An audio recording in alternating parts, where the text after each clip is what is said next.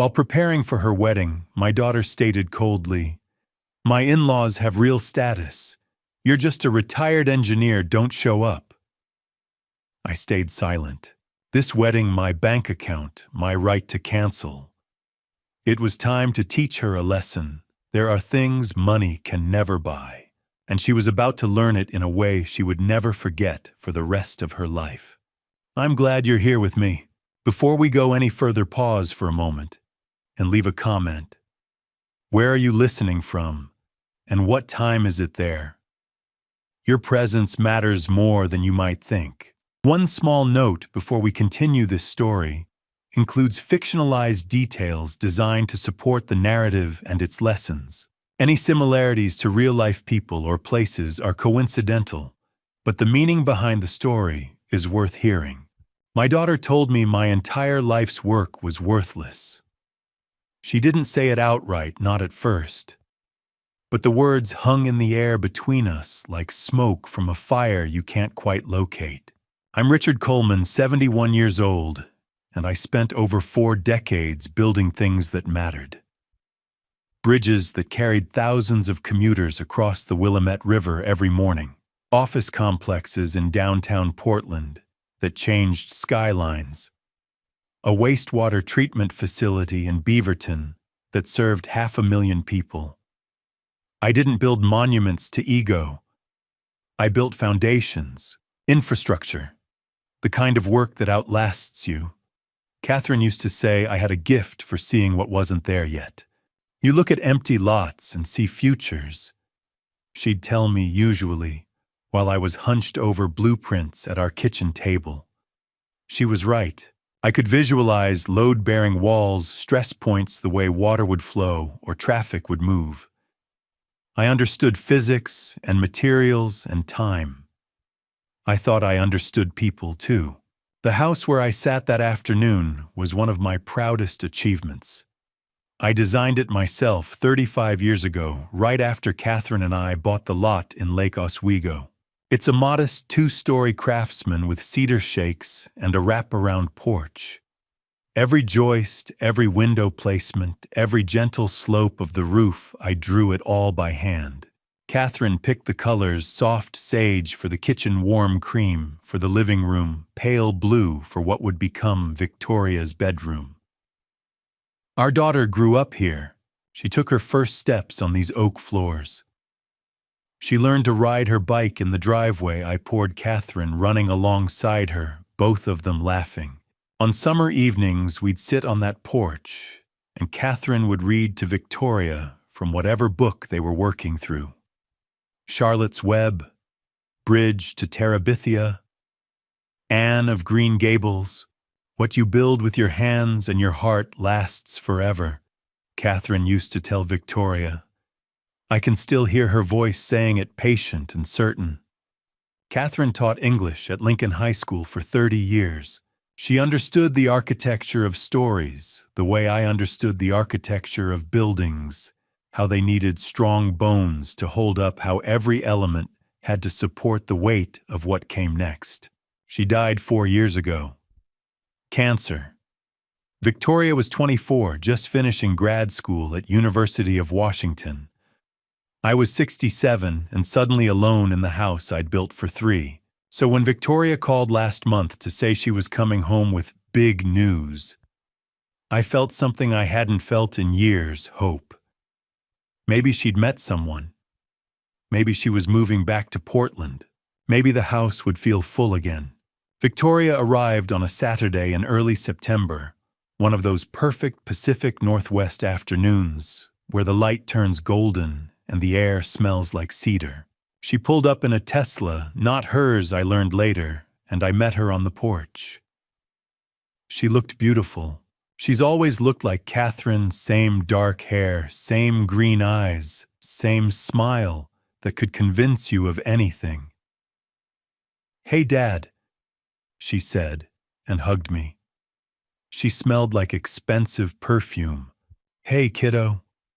I held her a beat longer than she wanted. "Come in. I made iced tea." We sat in the living room. She perched on the edge of Catherine's favorite armchair, and I took the couch across from her. "So," I said. "Big news." Her smile was bright rehearsed. "I'm engaged."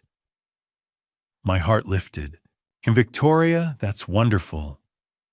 When do I get to meet him?" "Soon. His name is Garrett Caldwell. We met at a charity gala in Seattle.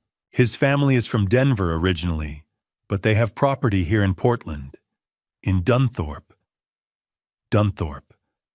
The old money enclave where estates have gates and names instead of addresses." I nodded. "Sounds impressive." "It is." She leaned forward.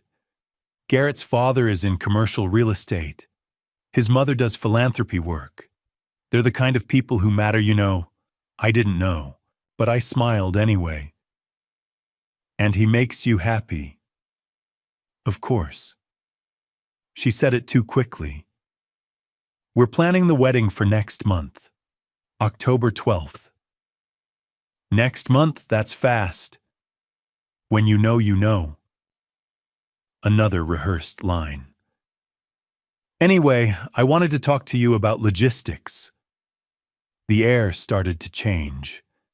I'm trained to sense structural instability, and I felt it then, a shift, a crack forming. "What kind of logistics?" Victoria tucked her hair behind her ear, a nervous gesture I recognized from childhood. "Well, Garrett and I have been talking about where we'll live after the wedding. His family has several properties, beautiful properties, and this house." She gestured around the room at the built-in bookshelves I'd crafted, at the fireplace I'd laid stone by stone. "It's lovely, obviously, but it's kind of just sitting here, taking up space. Every structure has a load limit, the point at which it can't bear any more weight. Engineers spend their careers calculating these limits, building in safety margins. I'd just found mine." "Taking up space," I repeated. "The Caldwells have a much better property. One of their places has a guest house bigger than this. And honestly, Dad, maintaining this place at your age, wouldn't it be easier to downsize? We could sell it, get you into a nice condo somewhere. Your mother and I built this house." "I know, but you grew up here." "Dad, I'm not saying it doesn't have sentimental value. I'm just saying it's not practical. The Caldwells have real assets, real property. This is just a house.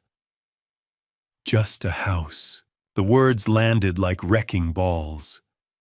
Catherine's house. Victoria's childhood home. The place where I'd held my wife while she died, where I'd taught my daughter to measure twice and cut once. Just a house. I looked at Victoria, really looked at her, and saw someone I didn't recognize. The girl who used to help me in the garage, who'd hand me tools and ask questions about why buildings stayed up, that girl was gone. In her place sat a stranger in expensive clothes, talking about assets and property, as if 35 years of life could be reduced to square footage and market comparables. But I'm an engineer. We're practical people. We assess, we calculate, we adapt. And sitting there in my living room, I realized I was about to embark on the most important project of my life. I didn't know it yet, but I was about to design something that would last longer than any bridge, any building, any blueprint I'd ever drawn. Earlier that morning, before Victoria dropped her bombshell about the house, we'd had a different conversation. One that should have warned me what was coming. The meeting started innocently enough. Victoria had texted the night before. "Dad, can Garrett and I come by tomorrow morning? We want to go over wedding details." I'd been up since 6, brewing coffee, straightening throw pillows, nervous as a teenager. My daughter was bringing her fiancé home. They arrived at 9 sharp. Garrett Caldwell stepped out of that Tesla, first tall, mid-30s, pressed khakis, and a polo shirt that probably cost more than my monthly electric bill. His handshake was firm but brief. "Mr. Coleman, it's an honor to finally meet you. Call me Richard. Please come in."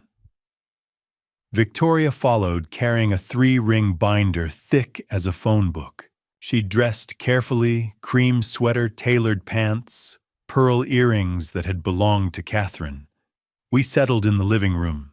Victoria opened the binder on the coffee table with the reverence of someone unveiling architectural plans. "So, Dad, we wanted to walk you through everything. Garrett's mother helped us put this together." On my laptop, a Zoom window flickered to life. A woman's face appeared, sharp features, perfectly highlighted hair. "Mr. Coleman, I'm Adrienne Sinclair.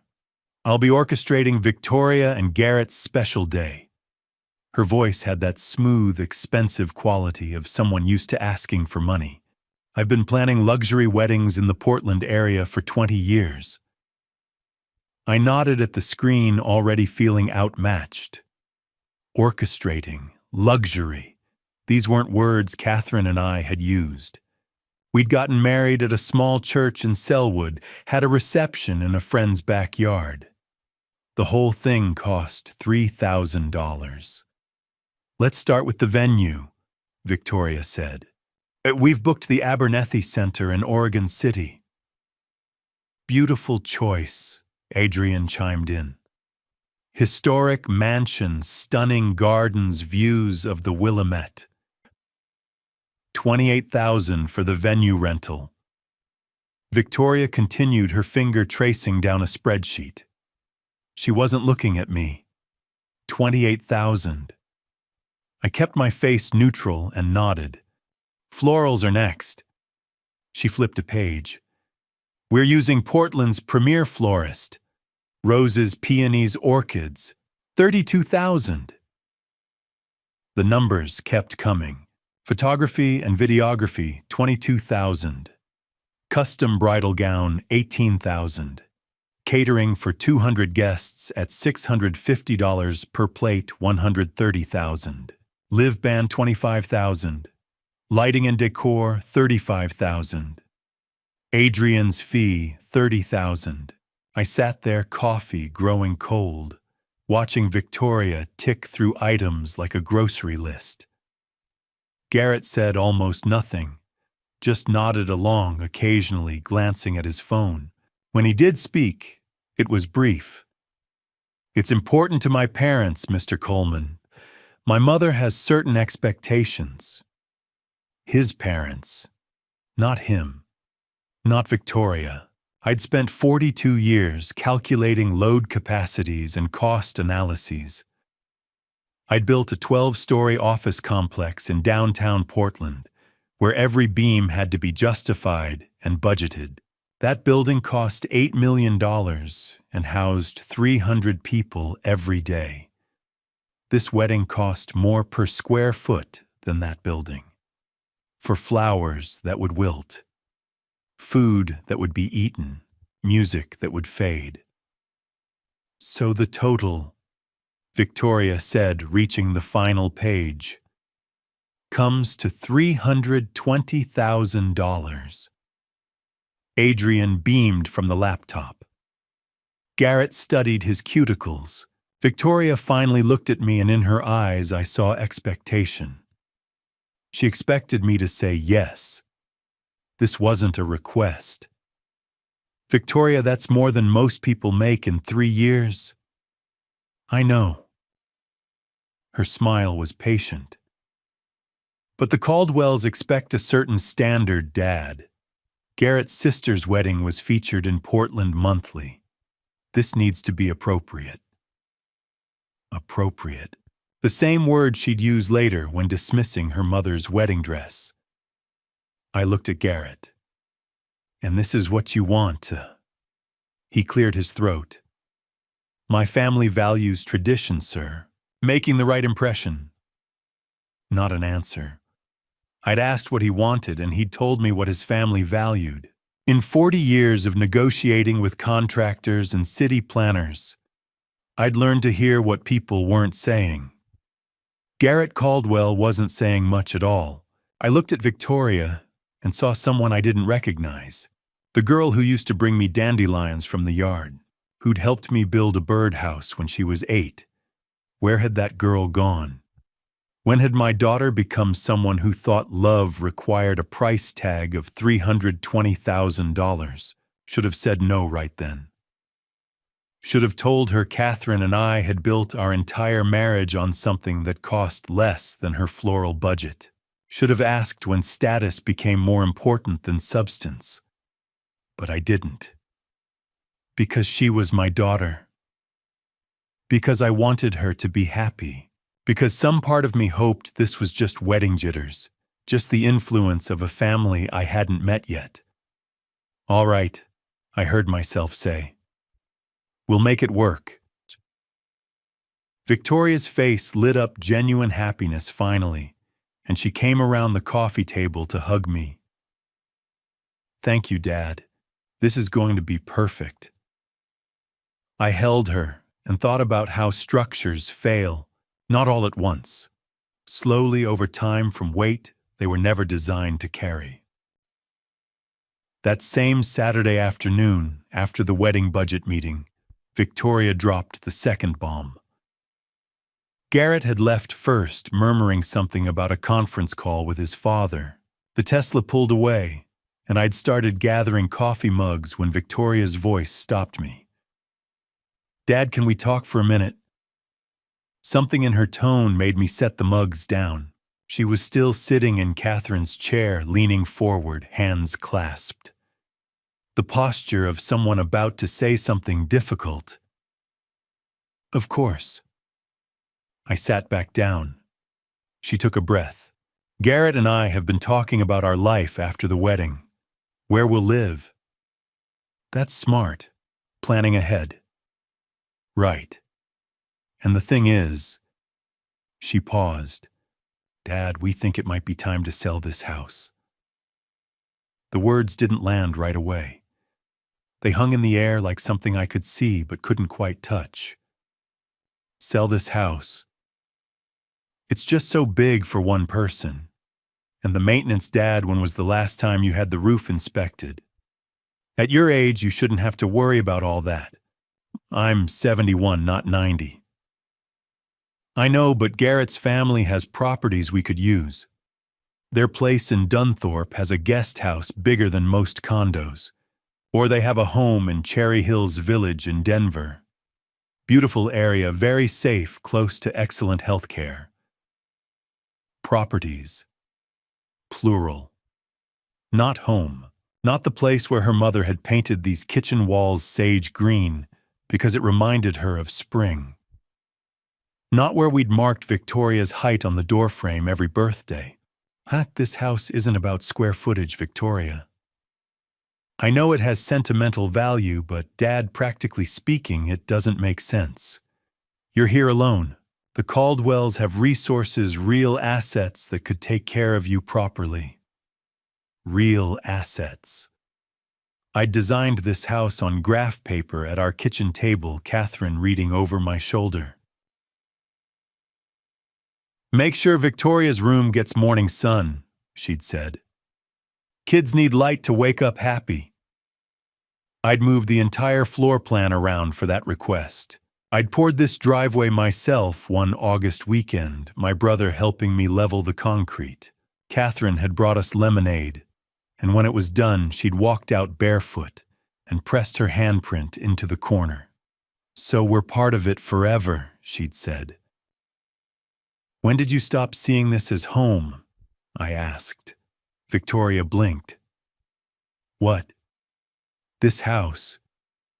When did it become just a property to you? Dad, I'm not saying it's not special. I'm saying it's not practical for where you are in your life. I don't care what the Caldwells have. The sharpness in my voice surprised us both. Victoria sat back, hurt flashing across her face. I'm thinking about your future. Our future. Garrett and I are building something, and we want you to be part of it. But this house, Dad, it's just taking up space. Just taking up space. Like the 40 years Catherine and I spent here were nothing more than wasted real estate. I thought about the afternoon Victoria learned to ride her bike. She'd been 6, all determination, and scraped knees. We'd come out to this driveway, and I'd held the back of her seat while she pedaled. "Don't let go, Daddy." "I won't, baby. I've got you." But eventually, you have to let go. That's what parenting is. I'd run alongside her, one hand on the seat, and then I'd released it. She'd wobbled, shrieked, and then, miracle, she'd found her balance. She'd ridden all the way to the end of the driveway, turned around, face bright with triumph. "I did it. Daddy, did you see?"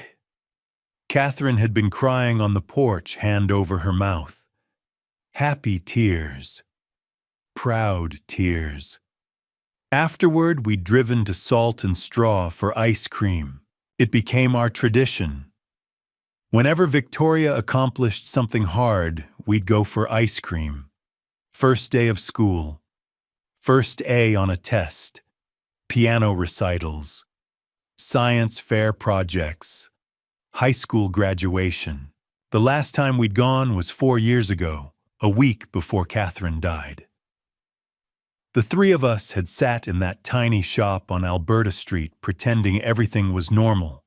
Catherine had ordered honey lavender. Victoria got salted caramel. I had chocolate, same as always. We'd sat there eating ice cream and lying to each other with smiles, all of us knowing Catherine had weeks left, not months. "This house isn't just wood and nails," I said, now hearing Catherine's voice. She'd said that to me once when I'd gotten frustrated over a plumbing issue. "It's our foundation, Rich. It holds us all up." Victoria stood. "Dad, I'm trying to help you. I don't need the Caldwells to provide anything. You're being stubborn. I'm being practical. This is my home. Your mother and I built it. You grew up here. Those things don't stop mattering just because there's a bigger guest house in Dunthorpe." She grabbed her purse. "I should go, Victoria. I'll call you later. Think about what I said. Really think about it." She left before I could answer. I stood at the window and watched the Tesla pull away. Garrett had been waiting in the driveway this whole time and felt something crack inside my chest. Not break. Not yet. Just crack. The first small fissure that, if ignored, spreads until the whole structure comes down. The house was quiet. The kind of quiet that feels heavy. I walked through the rooms, slowly. The kitchen where Catherine had taught Victoria to make pancakes. The living room where we'd spent Christmas mornings. The staircase where we'd taken 1,000 photos. At the top of the stairs, I paused at Victoria's old bedroom door. Same pale blue walls. Same bookshelf filled with her childhood favorites. Same window that caught morning sun just like Catherine had wanted. Damage doesn't happen overnight. It starts small, a hairline fracture, a loose connection, something that shifts just slightly. You don't notice it at first. And then one day, you do. I went back downstairs as afternoon light slanted through the windows, turning everything golden. The house felt emptier than it ever had, even in the 4 years since Catherine died. But empty wasn't the same as broken. Not yet. Monday morning, I did what any engineer would do. When facing an unstable situation, I analyzed the data. I'd spent Sunday alone in the house, Catherine's absence feeling sharper than usual. Victoria hadn't called. I hadn't expected her to. So I sat in my home office, a converted bedroom upstairs with a view of the backyard, and opened my laptop.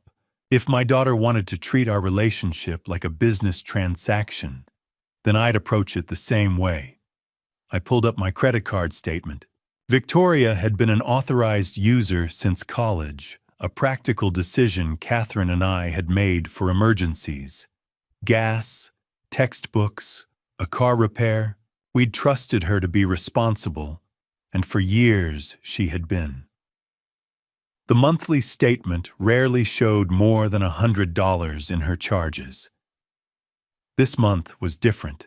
I scrolled through the list, and my chest tightened with each line item. These weren't emergencies. These were charges from months ago hidden in plain sight. Because I'd stopped checking statements closely after Catherine died. The first charge was from 2 months back, $12,000 to Skyline Rooftop Venue in Portland. I clicked on it. An event space downtown. High-end. I grabbed my phone and dialed Victoria. "Dad, I'm at work. This won't take long. Can you tell me about a $12,000 charge to Skyline Rooftop Silence?" "Then what?" 2 months ago. Skyline Rooftop Venue, $12,000 on my card. "Oh, that was the engagement party." The engagement party. I kept my tone neutral. "The small gathering you mentioned. It wasn't that small. We had about 100 people. 100 people. At a rooftop venue in downtown Portland. I hadn't been invited." "I see. And you didn't think to mention this charge." "Dad, we talked about this. Wedding expenses. You said you'd help." "We talked about the wedding, not an engagement party I wasn't invited to. It was mostly Garrett's family and their friends. You would have been bored." I moved to the next charge. $14,000 to Las Vegas luxury travel. Bachelorette package. That's just the deposit for my trip next week. Las Vegas. $14,000. It's not just for me, Dad. I'm covering costs for my bridesmaids. The Caldwell women expect a certain standard. Right. I scrolled further. Nordstrom Men's. Custom suits. $5,500. A pause. "Those are for Garrett." "For Garrett. I'm buying your fiancé's wedding suits." "His groomsmen suits, actually. There are 4 of them." "Without asking me first." Her voice hardened. "Are we really going to nickel and dime everything?" "I'm not nickel and diming. I'm trying to understand why you've spent over $60,000 on my credit card without telling me." $60,000. She sounded genuinely surprised. "Pumpkin Ridge Golf Club, $3,200 for a private event." "That was Garrett's bachelor party. His father suggested—" "I don't care what his father suggested." My voice came out sharper than intended. And then there's the $28,000 deposit for a resort in Bora Bora. That's our honeymoon. I can see that. What I can't see is when you plan to ask my permission. Dad, these are wedding expenses. You said you'd pay for my wedding. No, Victoria. These are things you charged because you knew I'd say no if you asked first. Silence, long enough that I thought she'd hung up. Then, I knew you wouldn't understand. You're right. I don't understand. Help me understand why my daughter thinks it's acceptable to take $62,700 without asking. Because you would have said no. Her voice cracked. You would have told me it was too much, that we should scale back, that the Caldwell's expectations don't matter. But they do matter, Dad. They matter to me. And what about what matters to me? You said you'd pay for my wedding. You promised. I promised to pay for a wedding, Victoria, not a coronation. Not a performance for people who care more about appearances than about you. That's not fair. What's not fair is being treated like an ATM instead of a father. She hung up. I set my phone down and stared at the computer screen. $62,700 in unauthorized charges. On top of the $320,000 wedding budget. Nearly $400,000 total, and Victoria acted like I was being unreasonable. I thought about the office building I'd designed in Beaverton back in the 90s. The client had tried to cut corners on the rebar specifications, wanted to save $15,000. I told him no. Structural integrity wasn't negotiable. You couldn't build something meant to last on compromises. The building was still standing 25 years later, but Victoria's wedding, her new life with the Caldwells, this was built entirely on compromises, on appearances, on the thinking that if something costs more, it must be worth more. Catherine would have known what to say. She'd always been better at reaching Victoria's heart, while I focused on the practical aspects. You build the structure, she used to tell me. I'll make sure it feels like home. But Catherine was gone, and without her, I was just a man with blueprints and no one to explain them to. I looked at the statement again. These weren't just numbers. They were choices. Victoria had chosen to spend my money without asking, had chosen to prioritize the Caldwells' expectations over our relationship. Engineers apply increasing pressure to structures to find breaking points. Every material has one. Every relationship, too. I closed the laptop and sat in the quiet of my office. Outside, Oregon rain pattered against the windows. The house creaked, settling into itself.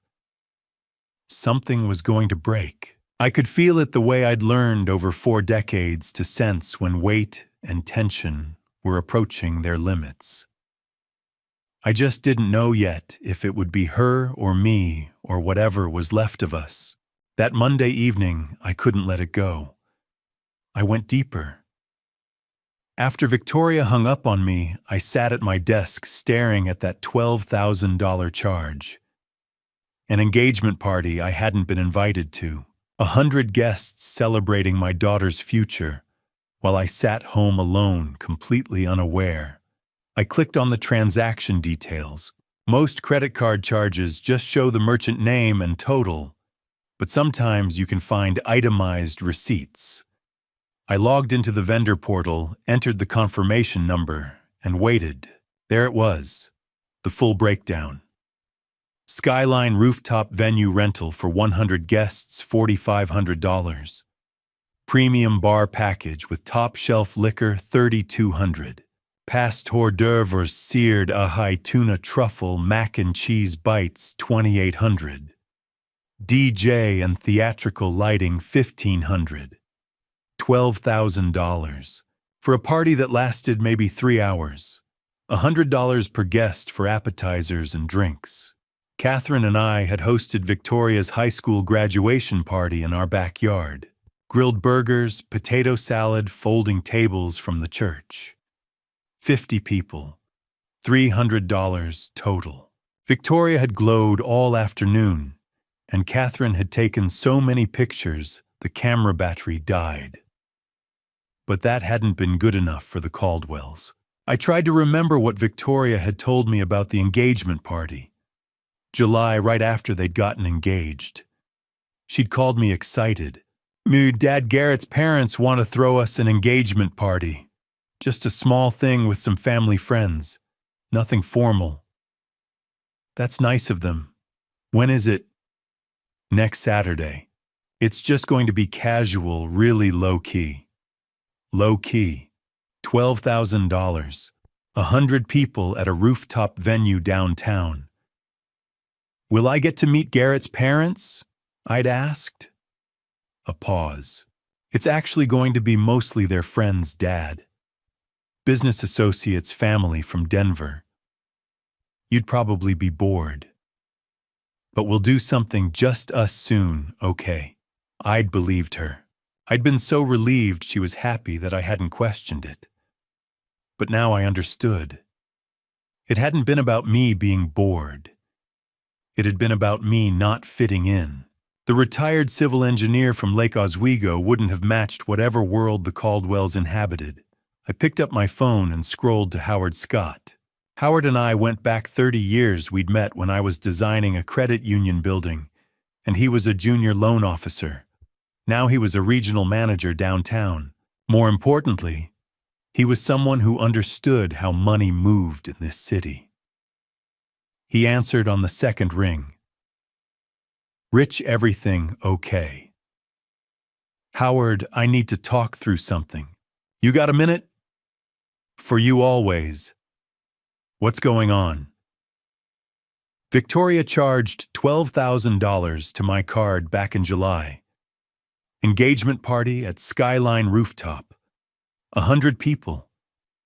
I wasn't invited. Silence. Then, Jesus, Rich. I'm sorry. That's not why I'm calling. I pulled the itemized receipt. $4,500 for the venue, $3,200 for premium bar, $2,800 for food. For 3 hours. That's excessive even for that crowd. That's what I thought. Howard, you know these circles better than I do. The country club set the Dunthorpe families. Can you pull up the transaction details? I'm trying to figure out who else was involved in coordinating this. Hold on. Keyboard clicks. Yeah, I've got the file. Let me see. There's a co-signer on the deposit authorization. Who? More typing. Then a pause. Name here is Marcus. Just Marcus. No last name listed, which is unusual. Marcus. I wrote it down. Not mean anything to you. Howard's voice changed, became careful. There's a Marcus who moves in those circles. Pearl District Office. Officially, he's a financial consultant, investment strategies, portfolio management, that kind of thing. And unofficially, he's the kind of guy who makes short-term loans to people who can't get them through traditional channels. High interest. No questions asked. My stomach dropped. You're saying... I'm saying if this is the same Marcus, he's not someone you want anywhere near your daughter's wedding, Rich. People like him don't co-sign venue deposits out of friendship.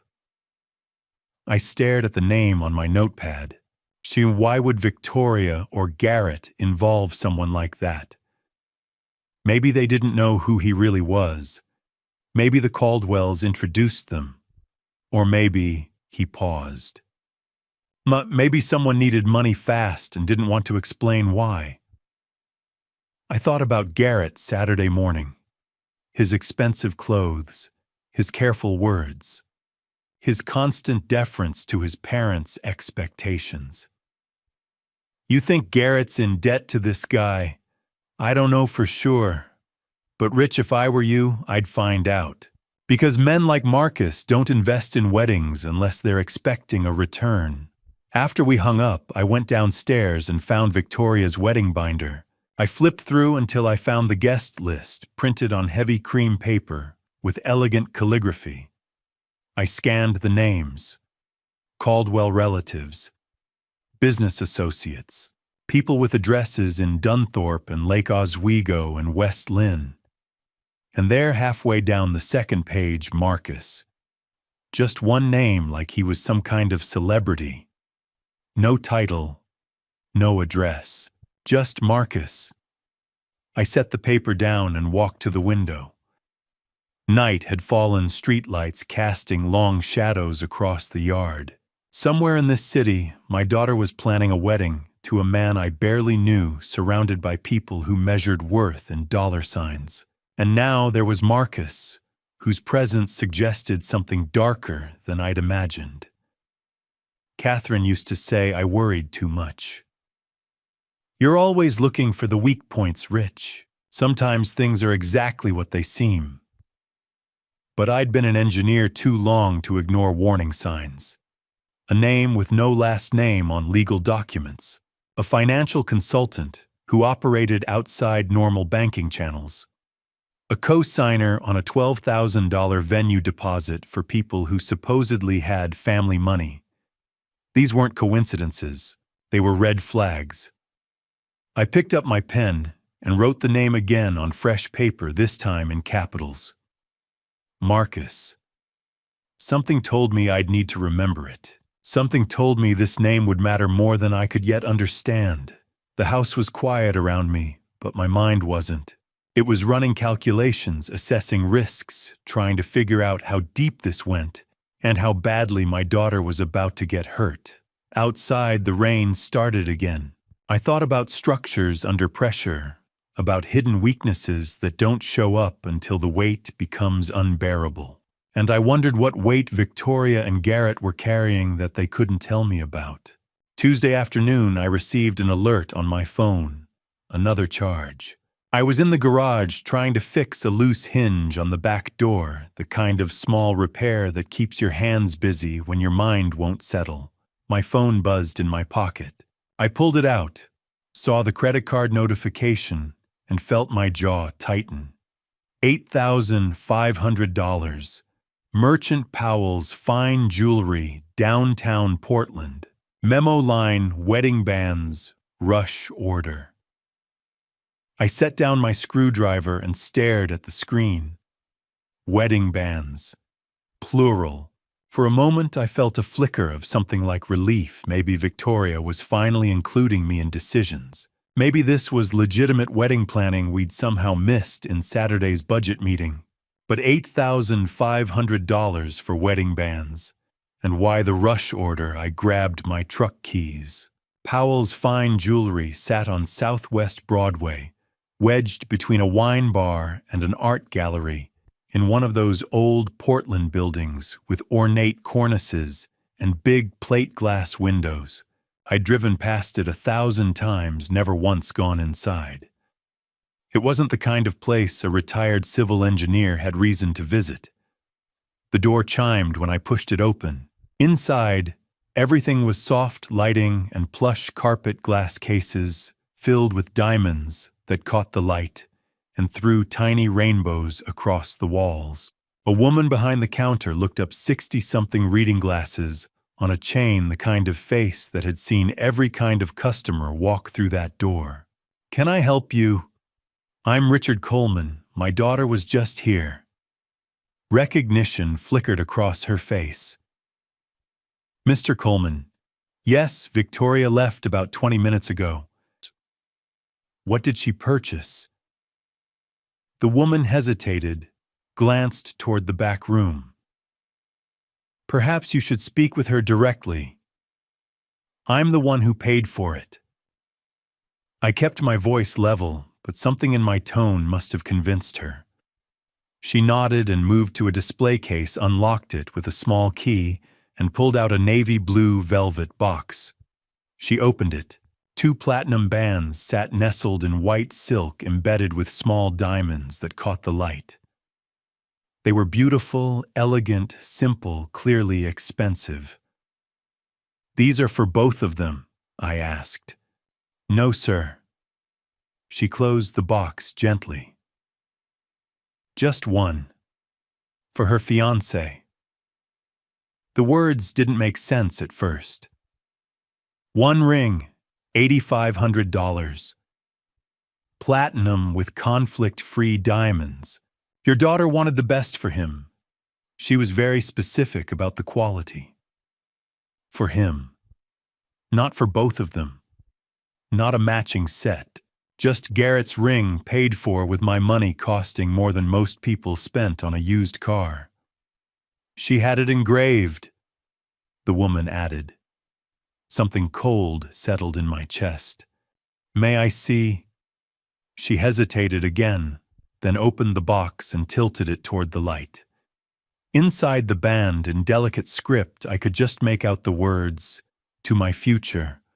Finally worthy." The air left my lungs. Finally worthy. I stood there in that jewelry store with its soft music and expensive lighting, staring at those 3 words my daughter had chosen, and felt something crack open inside me. Not anger, something worse. Understanding. Victoria didn't think she was enough. Not for Garrett. Not for the Caldwells. Not for the world she was trying so desperately to enter. She thought she had to buy her way in with my money, with elaborate parties, with platinum rings engraved with pleas for validation. Finally worthy, as if everything she'd been before the girl who brought me dandelions, who helped me pour concrete, who laughed with Catherine over ice cream, as if none of that had been worth anything, as if she had to prove herself deserving of love by spending money she didn't have on people who measured worth in dollar signs. Did she seem happy? I heard myself ask. The jeweler looked at me with something like sympathy. She seemed determined, Mr. Coleman. Very determined. Determined. Not happy. Not excited. Not glowing the way a bride should be when choosing symbols of forever. Thank you. I managed and walked out before she could say anything else. I sat in my truck outside the store for a long time, engine off hands, gripping the steering wheel. Downtown Portland moved around me, people walking dogs, carrying coffee, living their Tuesday afternoon lives. Normal lives. Uncomplicated lives. My phone buzzed. A text from Victoria. Dad, about yesterday. Can we talk later? I'm sorry I got upset. I stared at the message. She wanted to apologize for hanging up, for getting defensive about the charges, but she had no idea I knew about this ring, about the engraving, about the fact that she'd spent $8,500 trying to convince someone she was worthy of being loved. Catherine's voice drifted through my memory, not a specific conversation, just her tone, her warmth, the way she used to look at Victoria when our daughter didn't know she was watching. Pure love, unconditional pride, the kind of affection that didn't require proof or payment or platinum. A ring is a symbol Rich Catherine had told me once years ago when we were shopping for Victoria's high school class ring. It's supposed to remind you of something real, something that matters. What was this ring supposed to remind Garrett of? That Victoria had paid enough, spent enough, proved herself enough. I started the truck and pulled into traffic, but I barely saw the road. Those words kept burning through my mind to my future. Finally worthy. My daughter thought she wasn't enough, thought she had to buy approval from a man who couldn't even look me in the eye during a budget meeting. Thought she had to erase everything she'd been, everything Catherine and I had tried to teach her, to become someone the Caldwells would accept, and I'd enabled it. By saying yes to the wedding, by not questioning the charges sooner, by being so desperate for Victoria to be happy that I hadn't noticed she'd stopped being herself. I drove home through the late afternoon traffic past the familiar streets of my city, and felt the weight of my failure settling over me like fog. Catherine would have seen this coming. Catherine would have known what to say, how to reach through Victoria's desperation and remind her who she really was. But Catherine was gone, and I was just a man who built things, structures, systems, solutions. I didn't know how to rebuild my daughter's sense of self-worth, didn't know how to make her see that she'd always been worthy. Always been enough, always been exactly who she needed to be. By the time I pulled into my driveway, the sun was setting over Lake Oswego, turning the sky orange and pink. I sat in the truck, staring at my house, the house Victoria wanted to sell, the house she thought was just taking up space, and understood something fundamental had shifted. This wasn't about a wedding anymore. It wasn't even about money. This was about my daughter trying to prove she was worthy of love by becoming someone else entirely. And I didn't know if I could save her from herself. That Tuesday evening, the phone rang. It was Adrienne Sinclair. I'd just gotten home from Powell's, still processing the ring engraving, when her name lit up my screen. I almost didn't answer. "Mr. Coleman, I'm so glad I caught you. We have an incredible opportunity. There's a sample sale at one of Portland's premier bridal boutiques." I set my keys down and waited. The designer gown Victoria's been admiring, $18,000, is available tonight for $8,000. But she needs to see it immediately. These samples don't last. I looked at the clock. 7:15. "Tonight. I know it's late, but this is the dress. I've already called the boutique. They'll stay open, but we need to move fast." Something felt wrong. The urgency. The pressure. "Let me call you back." "Mr. Coleman, I really don't think I'll call you back." I hung up and stood in Catherine's kitchen, feeling the day's weight settle over me. The ring, the engraving, finally worthy. And now a dress Victoria apparently needed to see this instant. I climbed the stairs to the master bedroom and opened Catherine's closet, reached past the jackets and blouses until my hand found plastic. I pulled out the garment bag carefully and unzipped it. Catherine's wedding dress, 45 years old, but the ivory lace still looked perfect.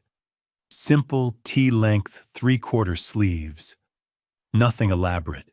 Just a dress a young English teacher had bought in Selwood for $300. I checked inside and found the tag, "Catherine's Measurements," saved by Rich 1980. I'd written those numbers down the day after our wedding. Catherine had rolled her eyes. "Why are you measuring my wedding dress?" "In case Victoria wants to wear it someday." She'd hugged me. "You're such a planner." Tucked inside the bag, I found an envelope. My name in Catherine's handwriting. My hands shook as I opened it. "Rich, just in case Victoria changes her mind someday. I know she'll want to be her own person, make her own choices. But if she ever wants this, it's here. Ready. Waiting. Like we always were. Love always, C." The date, October 2019. 5 months before she died. I sat on our bed and cried for the first time since Catherine's funeral. She'd known, even sick and fading, she'd thought about Victoria's wedding day, had wanted to give her this choice. And Victoria didn't even know it existed.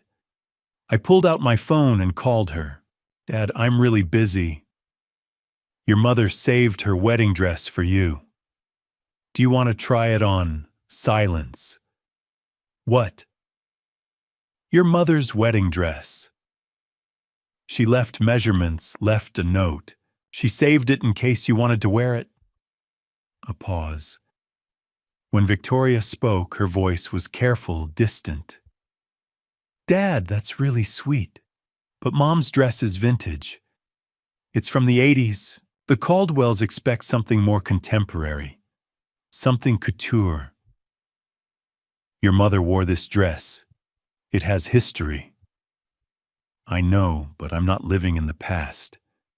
I need to make my own statement." The words from the ring flashed through my mind. Finally worthy. What kind of statement that you're worthy? What? I'd let the anger slip. Nothing. Forget it. Are you okay? Go to your sample sale. Get your $8,000 dress. Adrienne said it was important. Everything's important to Adrienne Victoria. That's how she makes money. That's not fair. Maybe not. But neither is rejecting your mother's dress without even seeing it. Silence stretched between us. "I have to go," Victoria said. "Adrienne's waiting." She hung up. I sat holding Catherine's dress and felt something shift inside me. Not break. Shift. Like a building settling after stress. Victoria had rejected this dress the way she'd rejected everything else that connected her to who she'd been. The house, our traditions, the values Catherine and I had tried to instill, all dismissed as inadequate for the world she was trying to enter. I carefully folded the dress back into its bag and returned it to Catherine's closet. "She's not ready," I whispered, "and neither am I." But even saying it, I knew something had changed. The sadness I'd been carrying since Saturday was hardening into something else. Something clearer. Determination. I went to my office and pulled out the credit card statements. The wedding budget. The vendor list. I studied them the way I used to study blueprints, looking for weak points for places where intervention was possible. Catherine would have known how to reach Victoria's heart, but Catherine was gone, and I was an engineer. I solved problems by changing variables, by removing unstable elements, by redesigning structures that couldn't support their own weight. If Victoria wouldn't listen to words, maybe she'd understand something else. Outside, the rain picked up drumming against the windows. I turned on my desk lamp and began making notes, my handwriting steady and precise. This wasn't about the wedding anymore. This was about teaching my daughter a lesson about worth, what it really meant, and what it cost. And lessons I was learning sometimes required consequences. The next morning, I drove to the bridal boutique. I'd barely slept. All night, I'd lain awake thinking about Catherine's dress hanging in the closet, about Victoria's dismissive voice on the phone, about that engraving inside the ring. By 5 a.m., I'd given up on sleep and made coffee, watching dawn break over Lake Oswego through the kitchen window. At 8:30, I looked up Evelyn's bridal, the shop Adrian had mentioned, and plugged the address into my phone. Downtown Portland, off Morrison Street. 20 minutes in morning traffic, the shop sat between a hair salon and a coffee roaster, its window display featuring mannequins in elaborate white gowns that probably cost more than my first car. A small bell chimed when I pushed open the door. Inside smelled like perfume and new fabric. An older woman looked up from behind a desk. 60-something reading glasses perched on her nose, wearing a navy dress that looked expensive but comfortable. "Can I help you?" "I'm Richard Coleman. My daughter was here last night." Recognition crossed her face, followed by something that looked like discomfort. "Mr. Coleman, yes. Victoria left about an hour ago, actually." An hour ago. So she'd been here this morning, not last night. The sample sale urgency had been manufactured. Did she find something? The woman her name tag said. Evelyn stood and smoothed her dress. She purchased a gown, the Vera Wang, $18,000. I'd expected this, but hearing it still felt like a punch. The full-price dress, not the sample. She said it was more appropriate for her venue. Evelyn's tone was careful, neutral. The voice of someone who'd had difficult conversations before. Did she use my card? Evelyn moved to her computer, clicked a few keys. "No, sir. She paid cash, $5,000 as a deposit. The balance is due in 2 weeks." Cash. $5,000 in cash. Where would she get that kind of cash? "I'm sorry, Mr. Coleman. I don't know." I thought about the credit card charges, the engagement party, the Las Vegas trip, the ring. None of those had been cash. Victoria had used my card without hesitation. But for this dress, she'd paid cash, which meant she didn't want me to know about it, didn't want the charge showing up on my statement. Did Adrienne Sinclair have anything to do with this decision? Evelyn's expression shifted just slightly, but I caught it. Ms. Sinclair was very involved in the selection process. She has strong opinions about what suits her clients. I'm sure she does. I kept my voice level. And I'm sure those opinions always involve the most expensive option. Evelyn didn't disagree. I thanked her and walked back to my truck, sat there in the parking spot, engine off, trying to piece together what I knew. Victoria had rejected her mother's dress, a dress Catherine had saved specifically for her, had left measurements and a note in favor of an $18,000 gown she'd paid for in cash. Cash she shouldn't have had, which meant either Garrett had given it to her, or the Caldwells had, or Victoria had gotten it from somewhere else entirely. None of those options felt good. My phone buzzed. A text from Victoria.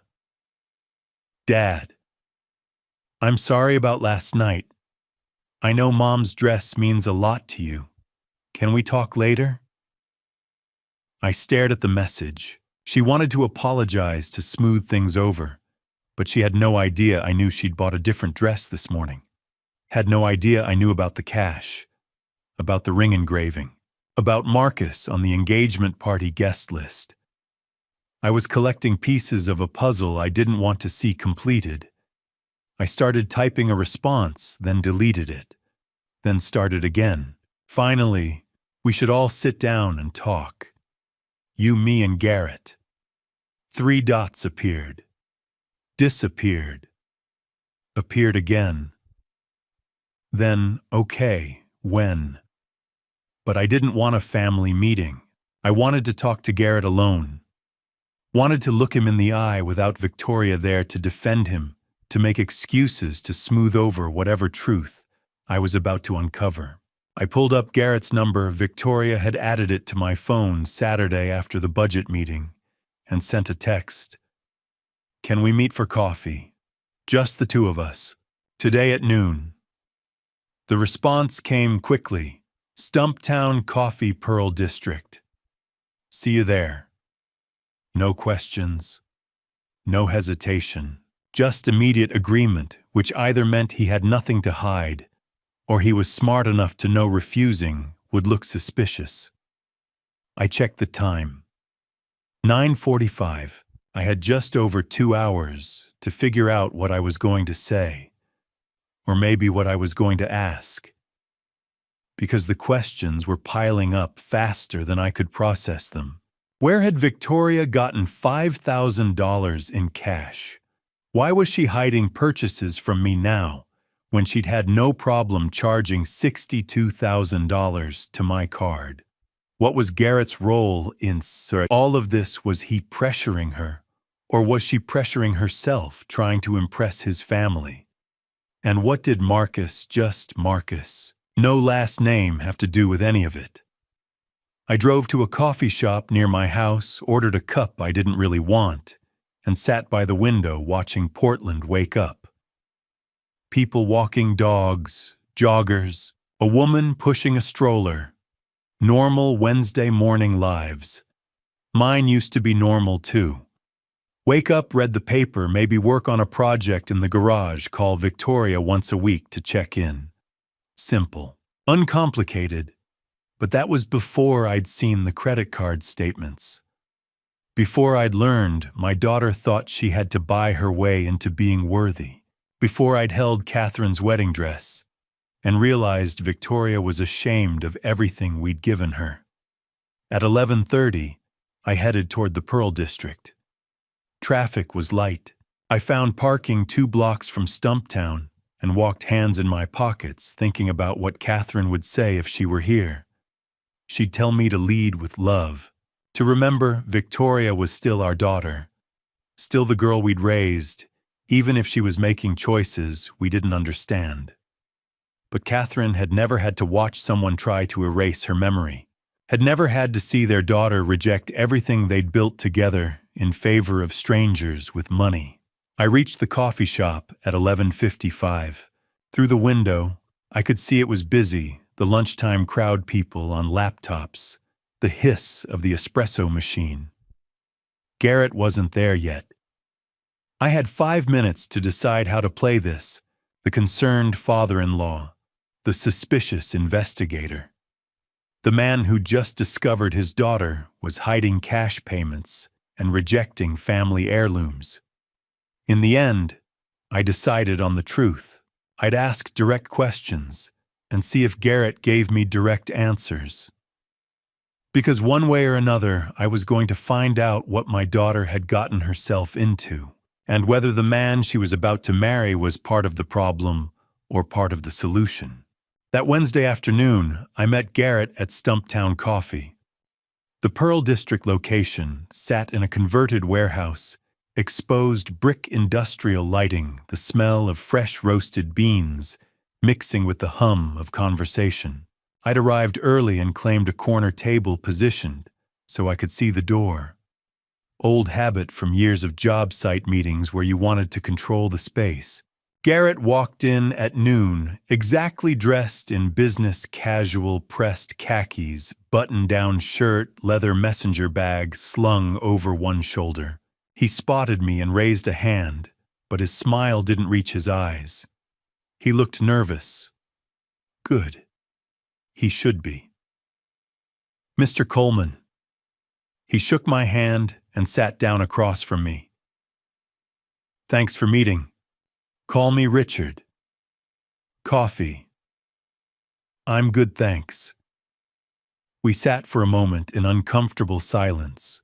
Around us, the coffee shop buzzed with the Pearl District lunch crowd.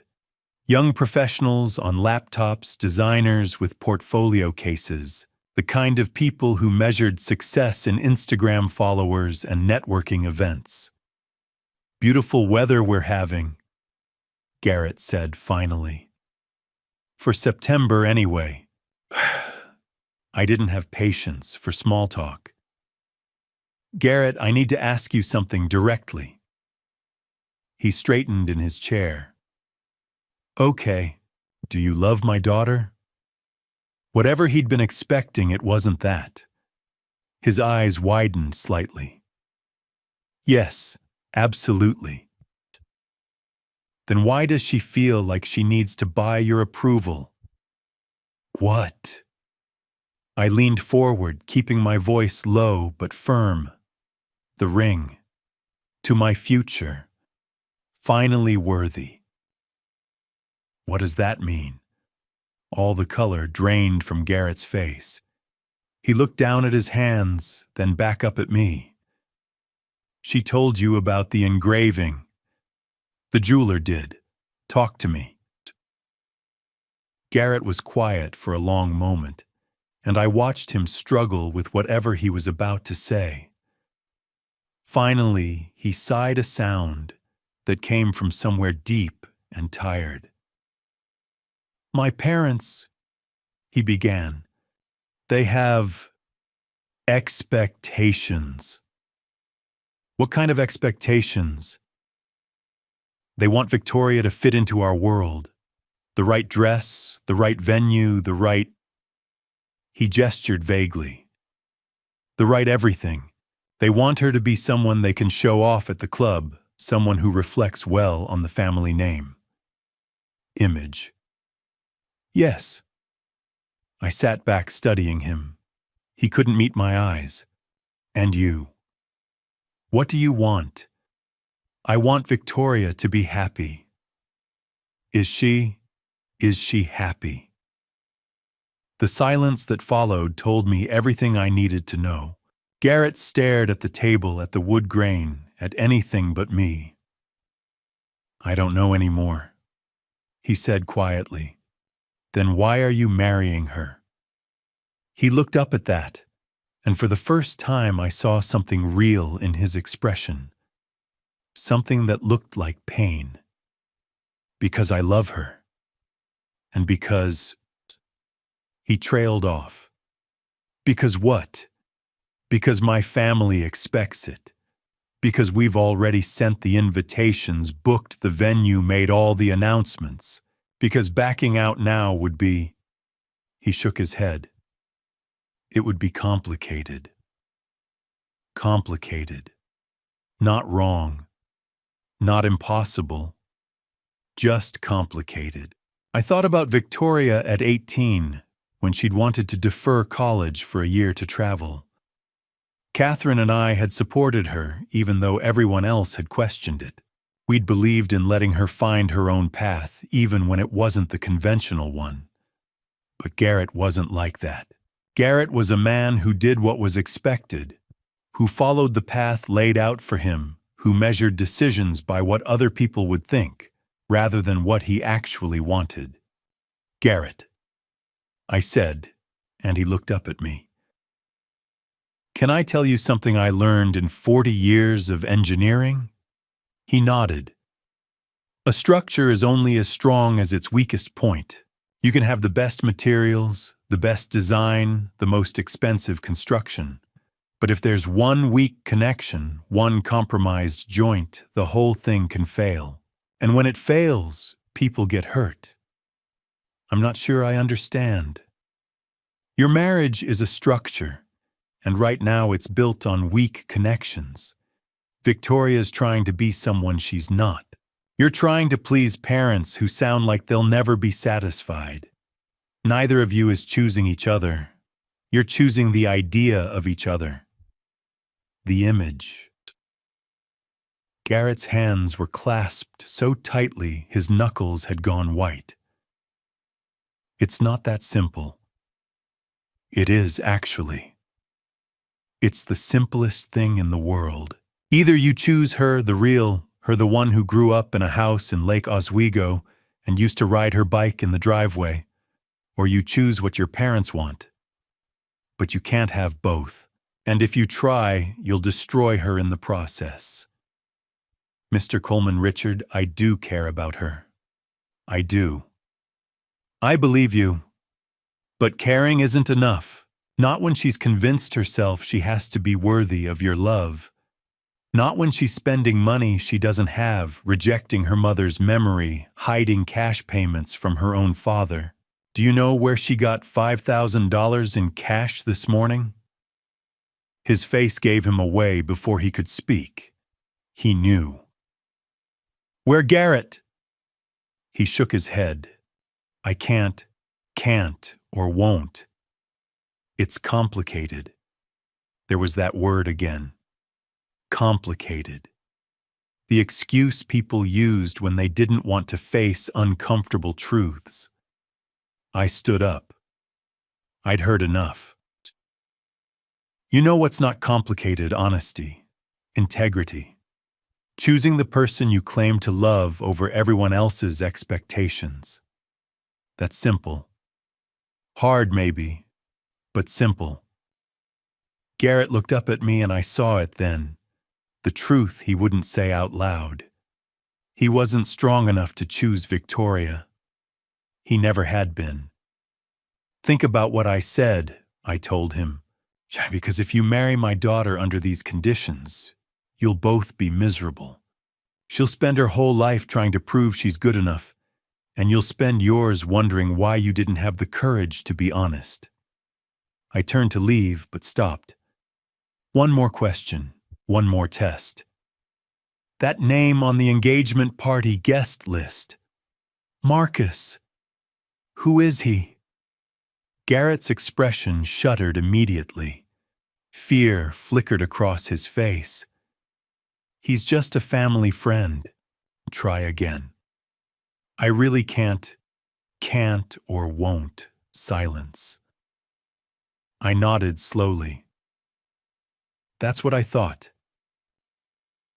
I walked out of Stumptown Coffee into the bright September afternoon, leaving Garrett sitting alone at that table. I didn't look back. Didn't need to. I'd gotten my answer. Garrett wasn't going to choose Victoria. He was going to do what his parents expected, what looked good on paper, what was easiest and least complicated.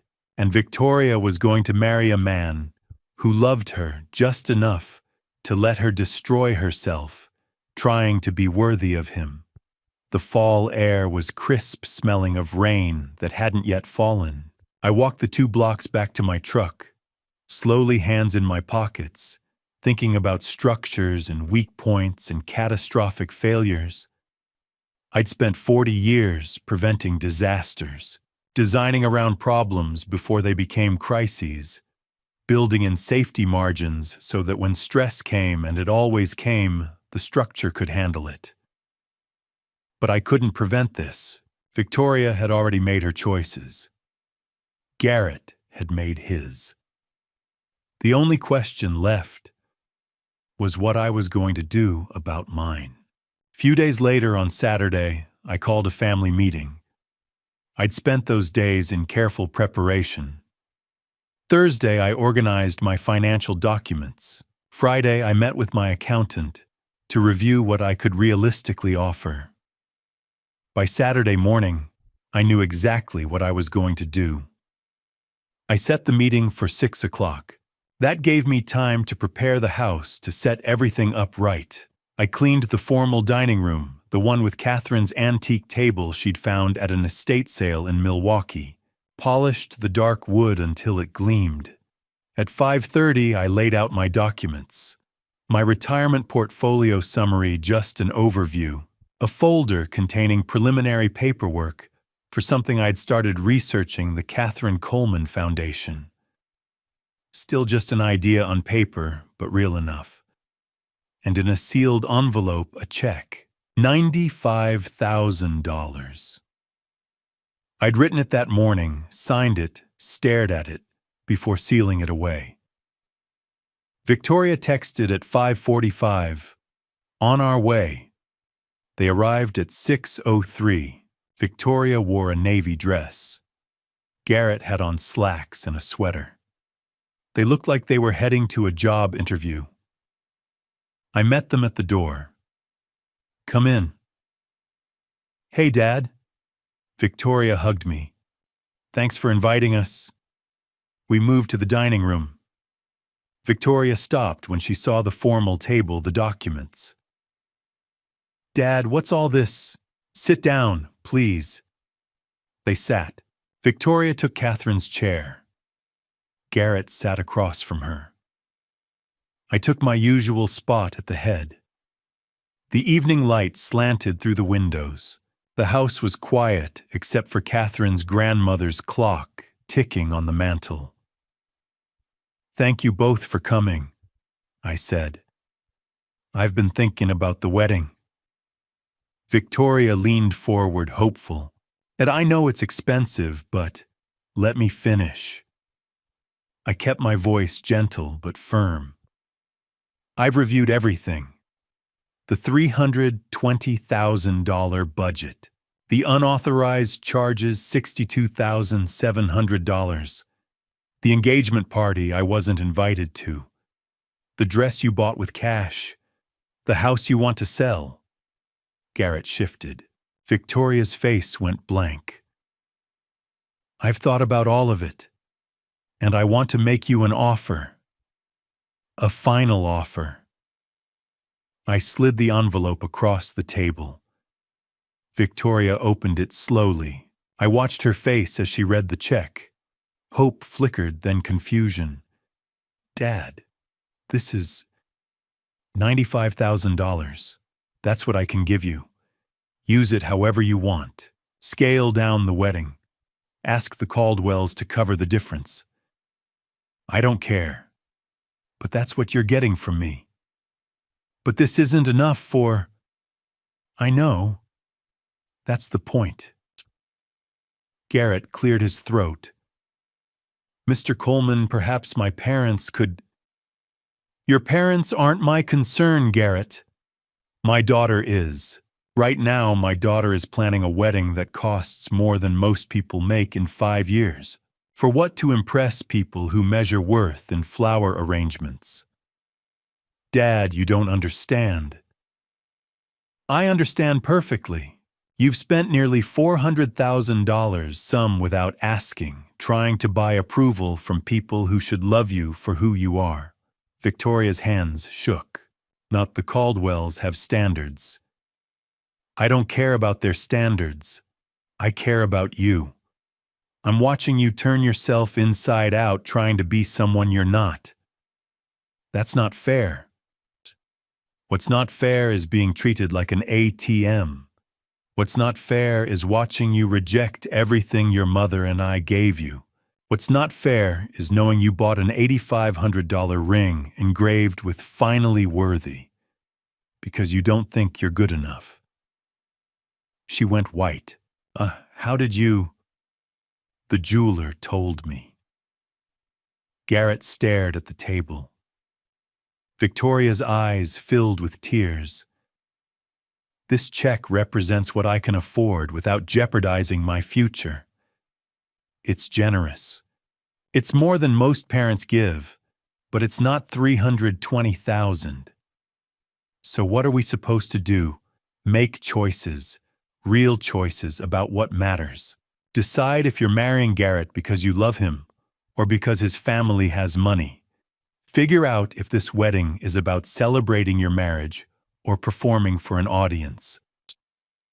Garrett spoke quietly. Maybe we should take a breath. Garrett, this is between me and my daughter. He looked stung but didn't argue. Victoria pushed the check back. We can't do it with this. Then cancel. We can't just cancel. Yes, you can. Everything can be canceled. The only question is whether you have the courage. Silence fell heavy. The clock kept ticking. Victoria stood abruptly. I need air. She walked out. I heard the front door close. Garrett and I sat across from each other. She loves you, I said quietly. I know. Do you love her? He met my eyes. Yes, but not enough apparently. The honesty surprised me. Then why go through with it? Because I don't know how to stop. I picked up the check, put it back in my pocket. Victoria wasn't going to take it. The room fell into complete silence. I could hear the clock ticking my own heartbeat. This was the moment, the breaking point, and I knew something fundamental had just broken. Victoria stared at the check like it was something from another planet. The silence stretched 30 seconds that felt like hours. I watched her face, watched the calculations happening behind her eyes. The math wasn't working out the way she wanted, and she knew it. $95,000, she said finally, her voice flat. That's all. That's more than most people spend on a down payment for a house. But we've already committed to vendors. Adrian says if we cancel now, we'll lose all our deposits. The venue alone. Adrian works for you, Victoria. Not the other way around. She looked at the check again, then slid it back across the table toward me. The movement was deliberate, almost ceremonial. This isn't enough, Dad. Then cancel the wedding. Garrett shifted in his seat. Mr. Coleman, maybe we can find a compromise. No. Victoria cut him off, her voice sharp. She stood up, hands flat on the table. He doesn't understand. The Caldwells are expecting a certain kind of event.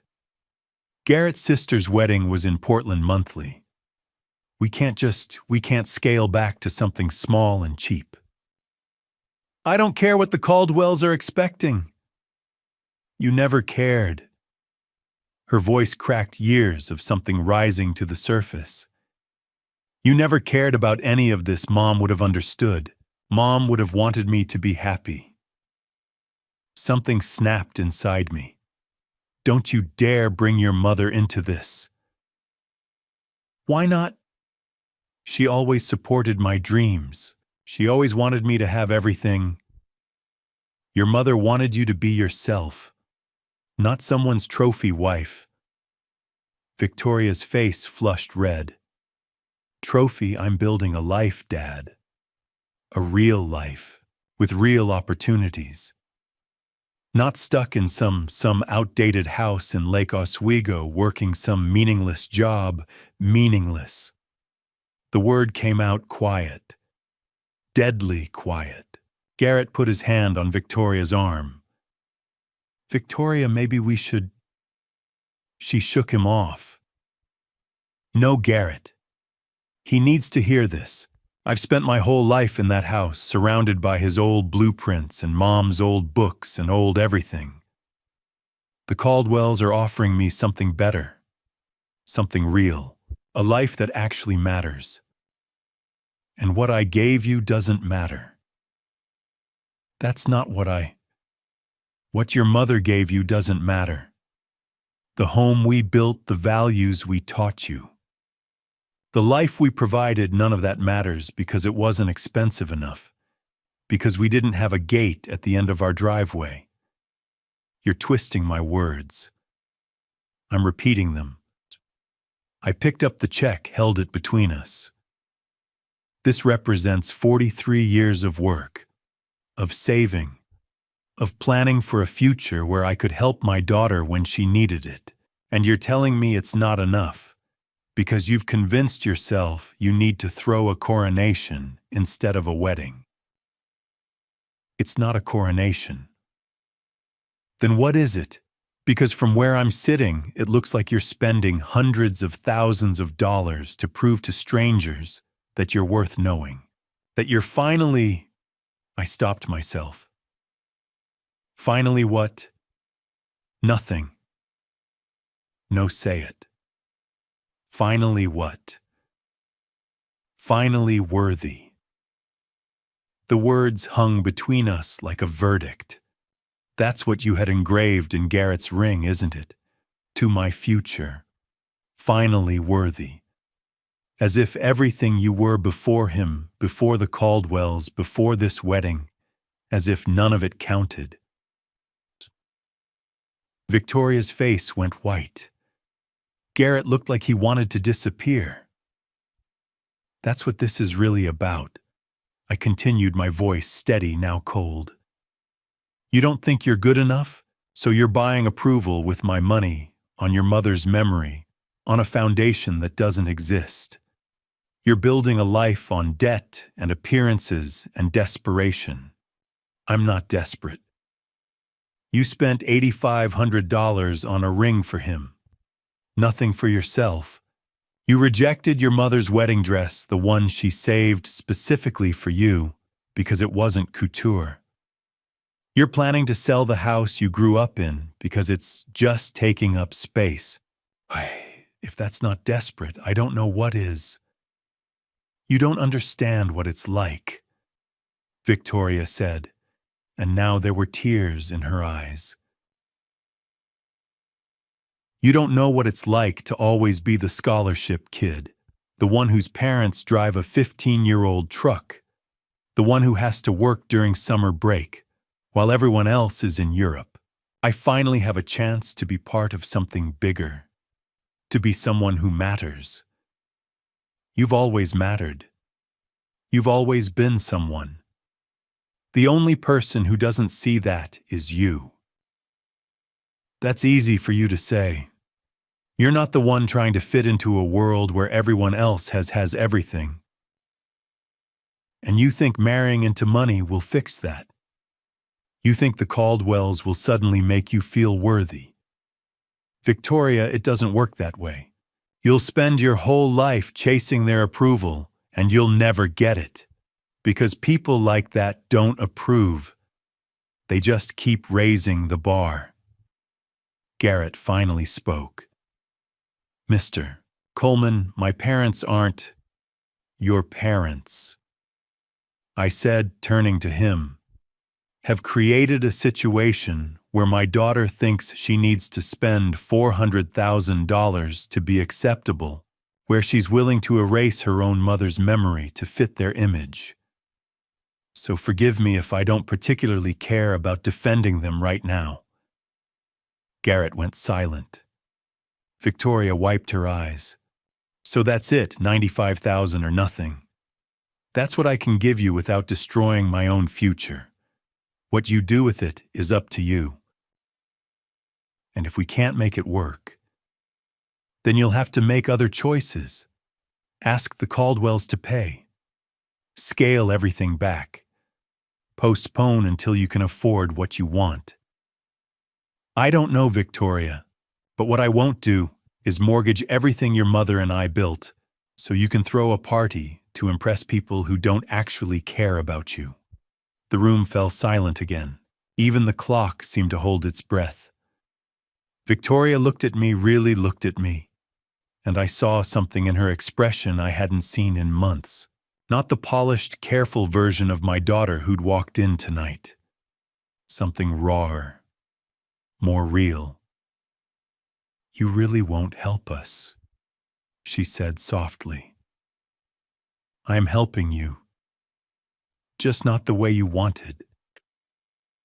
She picked up the check one more time, stared at it. Then she looked at Garrett, who wouldn't meet her eyes. Then back at me. "Fine," she said, and in that one word I heard everything about to break. If you're still watching, drop a comment.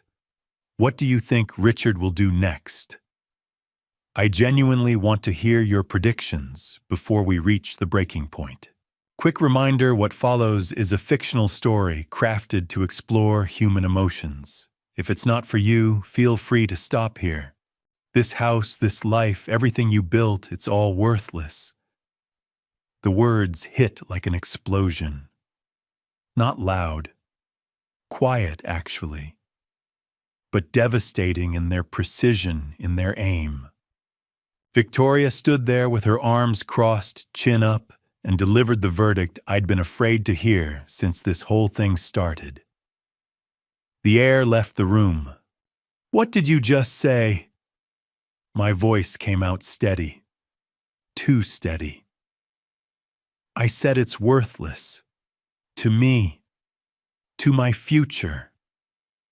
The Caldwells have real wealth, real property, real status. This..." She gestured around the dining room at Catherine's antique table at the walls I'd built with my own hands. "This is just small, provincial. It doesn't mean anything anymore. Real status. Yes, and I'm finally going to have it. I'm finally going to be someone who matters, someone people respect, someone... You already are someone, Victoria. You're my daughter." Her laugh was bitter, sharp. "That's not enough. Don't you see, being Richard Coleman's daughter from Lake Oswego, that doesn't open doors? That doesn't get me into the rooms where decisions are made. The Caldwells can give me that. They can give me a life that actually counts for something.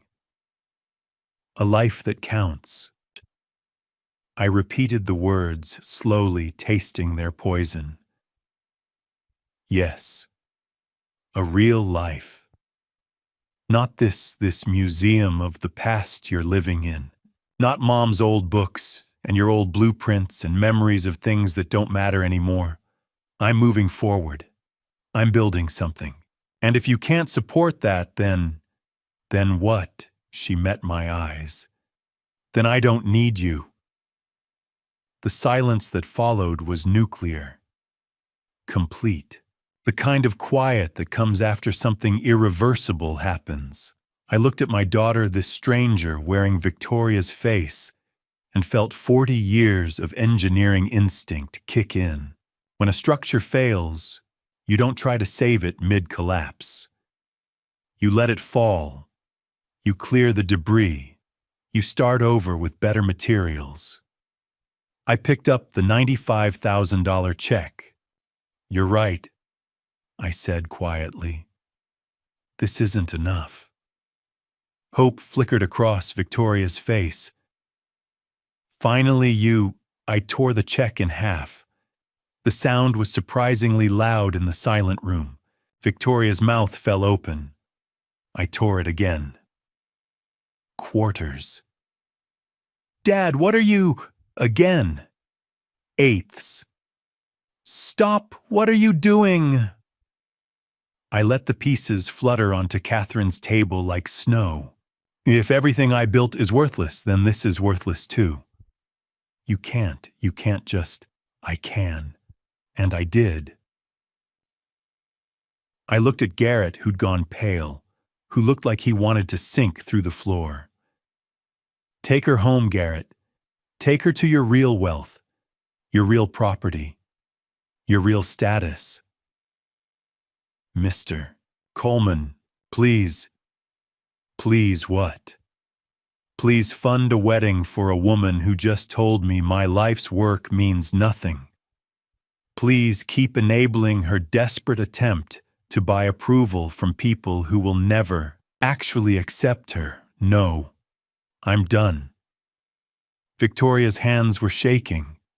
You're making a mistake. No. I made a mistake 28 years ago when I thought love was enough. Your mother and I gave you everything we had. We taught you kindness and integrity and the value of building things that last. But we forgot one lesson. We forgot to teach you what things actually cost. I hate you. Her voice broke on the words. I know. But one day you'll understand. One day, you'll realize that being someone who matters isn't about wealth or status or impressing strangers at country clubs. It's about being someone you can be proud of when you look in the mirror. And right now, you're not. How dare you? How dare I? How dare you? Your mother spent her last months writing you a note about her wedding dress, hoping you'd wear it someday. She saved measurements. She planned for your happiness. And you called it vintage. You called it inadequate. You threw away her memory like it was garbage because it wasn't expensive enough for the Caldwells. Tears were streaming down Victoria's face now, but I couldn't stop. The dam had broken. She would have understood, Victoria whispered.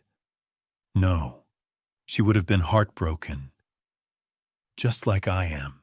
Because the daughter we raised, the one who brought me dandelions and helped me pour concrete and laughed over ice cream, that girl wouldn't have needed an $8,500 ring to feel worthy. That girl knew her worth came from who she was, not what she could afford. That girl was naive. That girl was real. Victoria grabbed her purse. I can't do this. Garrett, we're leaving. Garrett stood slowly looking between us like a man watching a car crash. Mr. Coleman, Save it. Just take care of her. Or don't. I'm not sure you're capable of either. They left. Victoria first, moving fast, not looking back. Garrett hesitated at the doorway. I'm sorry, he said quietly. So am I. Then he was gone, and I was alone in the dining room with the pieces of a $95,000 check scattered across my dead wife's table. I should have felt something. Regret, maybe. Fear. Doubt about what I'd just done.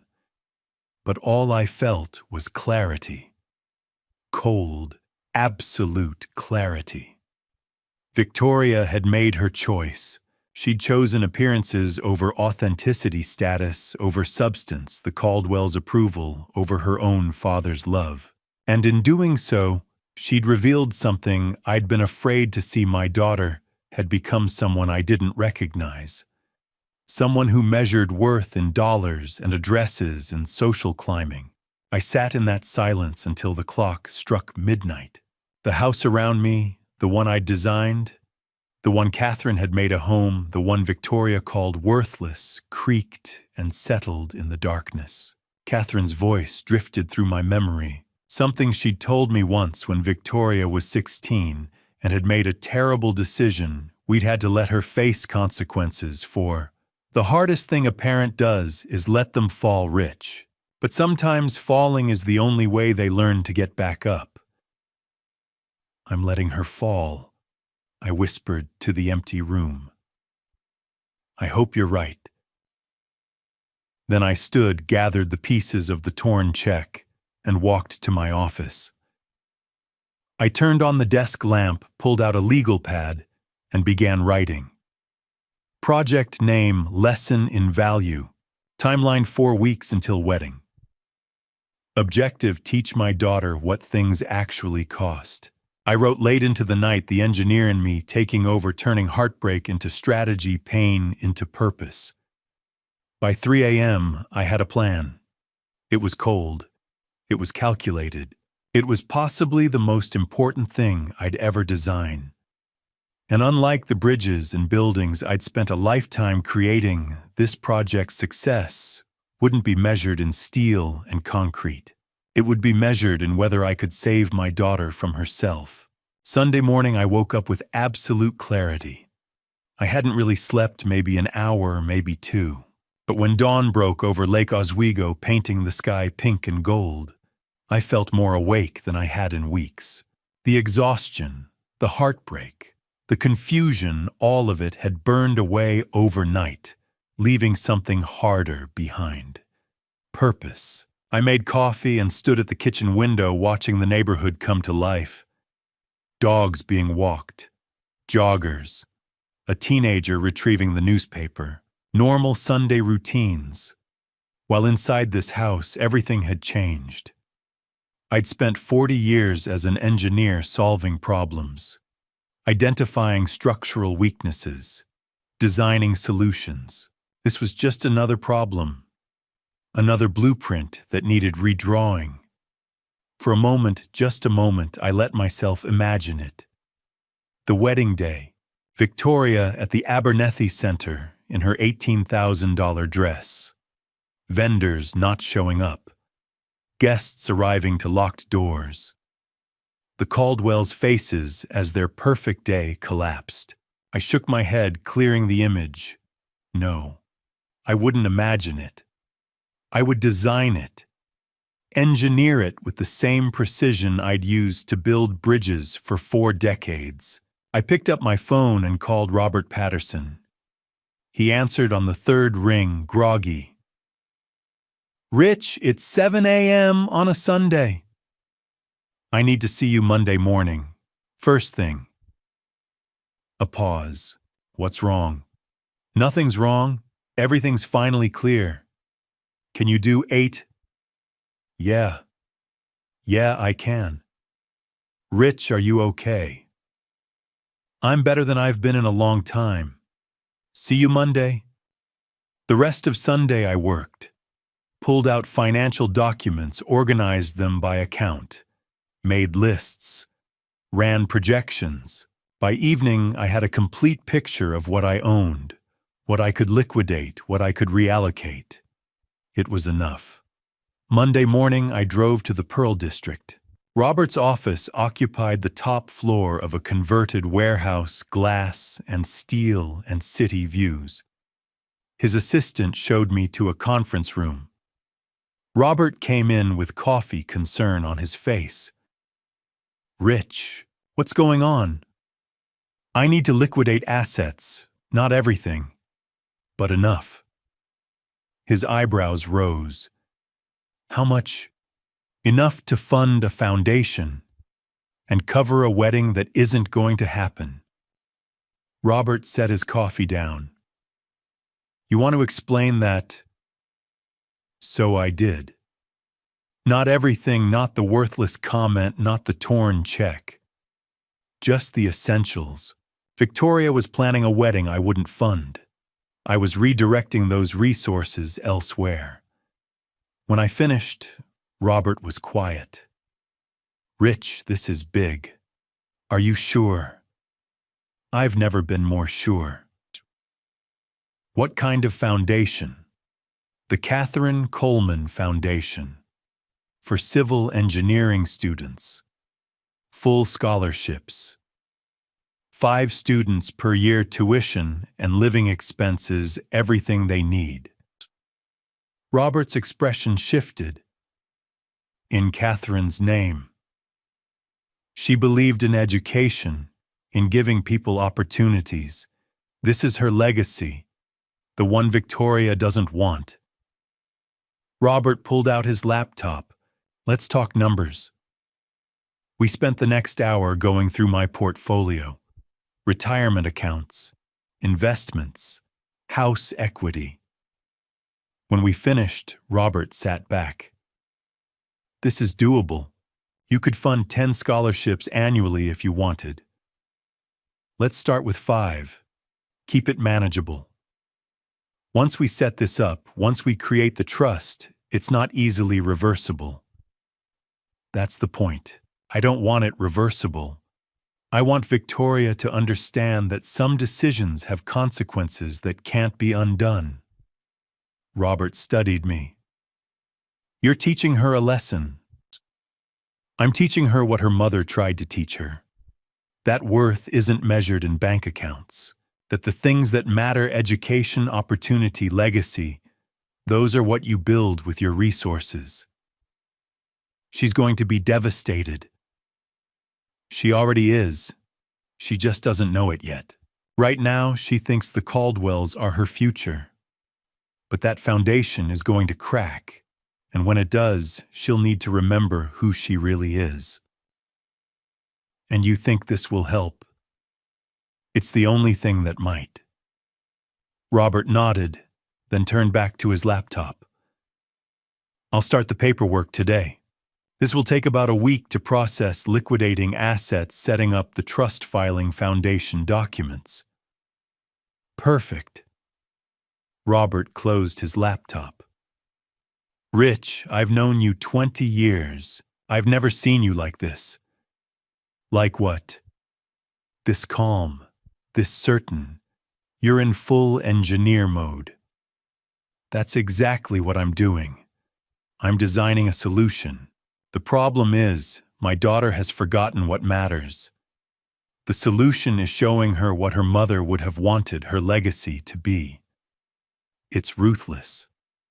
It's necessary. We shook hands at the door. As I left, Robert called after me. Rich Catherine would be proud, not of the situation, but of what you're building from it. I nodded and walked out. The Pearl District hummed with Monday energy, people heading to work, coffee shops filling up. But for me, nothing was normal anymore. I was 48 hours past the moment my daughter had called my life worthless. And instead of breaking, I'd transformed. The grief had crystallized into strategy. The heartbreak had become blueprint. By the time I reached my truck, I was already thinking about my next meeting. The lawyer, the vendor cancellations, the systematic dismantling of a wedding that should never have grown this large. 4 weeks until October 12th. 4 weeks to teach Victoria what things really cost. I pulled into Portland traffic, and for the first time since Saturday night, I smiled. That same Monday afternoon, I met with Daniel Fitzgerald. His law office sat on the 20th floor of a downtown Portland high-rise, floor-to-ceiling windows, offering views of the Willamette River and the West Hills beyond. I'd been here before when Catherine died, when we'd updated our estate planning, when I'd needed contract reviews for major projects. Daniel had handled it all with the quiet competence of someone who'd seen every kind of legal situation. But he'd never seen me like this. Rich. He stood when his assistant showed me in, came around his massive desk to shake my hand. Robert called me this morning. Said you were setting up a foundation. That's right, and rewriting your will. Completely. Daniel gestured to the leather chairs by his window. We sat, and for a moment neither of us spoke. Below the city moved cars crossing bridges, boats on the river, the ordinary machinery of life continuing while mine was being dismantled and rebuilt. Walk me through it, Daniel said finally. So I did. The Catherine Coleman Foundation full scholarships for civil engineering students, 5 per year, covering everything from tuition to housing to books. Robert was handling the financial setup. I needed Daniel to handle the legal framework. And I needed to change my will. All remaining assets go to the foundation upon my death. I said, my voice steady. The house, my retirement accounts, investment portfolio, everything. Victoria is removed as primary beneficiary. Daniel's pen stopped moving across his legal pad. Rich, she can receive support from the foundation, but only if she volunteers for it. Minimum 2 years of service. She wants to understand what work means, what earning something means. She can earn her inheritance. You're essentially disinheriting your daughter. I'm giving her an opportunity to prove she understands what her mother valued. Education, service, building something that lasts. If she can demonstrate that she'll benefit from the foundation, just like any other student would. But she doesn't get a free pass just because she's my daughter. Daniel set his pen down. This is extreme. Is it legal? Yes. It's your estate. You can structure it however you want. But Rich, are you sure this will create an irrevocable trust? Once it's set up, you can't easily undo it. If you change your mind, I won't. Victoria will fight this. Let her. The trust will be airtight. That's why I'm hiring you. Daniel studied me for a long moment. We'd known each other 20 years. He'd been at Catherine's funeral, had helped me through the worst period of my life. He'd never seen me like this, cold, calculated, absolutely certain. What happened, Rich? I could have lied, could have kept it vague. But Daniel deserved the truth. Saturday night, Victoria told me everything I'd built this life, this career, 43 years of work, was worthless. She said the Caldwells had real wealth, real status, and that's what mattered. Not me, not what her mother and I gave her, just their money and their name. Daniel's expression shifted. Jesus. She's planning a wedding that costs more than most people's annual salary. She's buying approval from people who will never actually accept her. And she's using my money to do it without asking, without caring about what it costs me or what it means. So you're teaching her a lesson. I'm teaching her what Catherine tried to teach her. That worth isn't about bank accounts or country club memberships. That legacy, real legacy, is about what you build for other people. What you leave behind that matters. Daniel picked up his pen again. All right, let's do this properly. Foundation charter first. We'll establish the Catherine Coleman Foundation as a 501c3. That gives it tax-exempt status and ensures it can operate in perpetuity. Good. Then we'll create an irrevocable trust to hold your assets. That protects them from any legal challenges Victoria might mount. The trust will be the primary funder of the foundation. And my will. We rewrite it to reflect all of this. Victoria becomes a conditional beneficiary. She can benefit from the foundation's resources, but only through the established channels. No direct inheritance unless specific criteria are met. What criteria? 2 years of documented volunteer service to the foundation. And Daniel paused, thinking.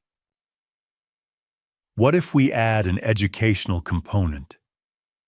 She has to complete some kind of training or certification related to the foundation's mission. Show she understands what it's actually about.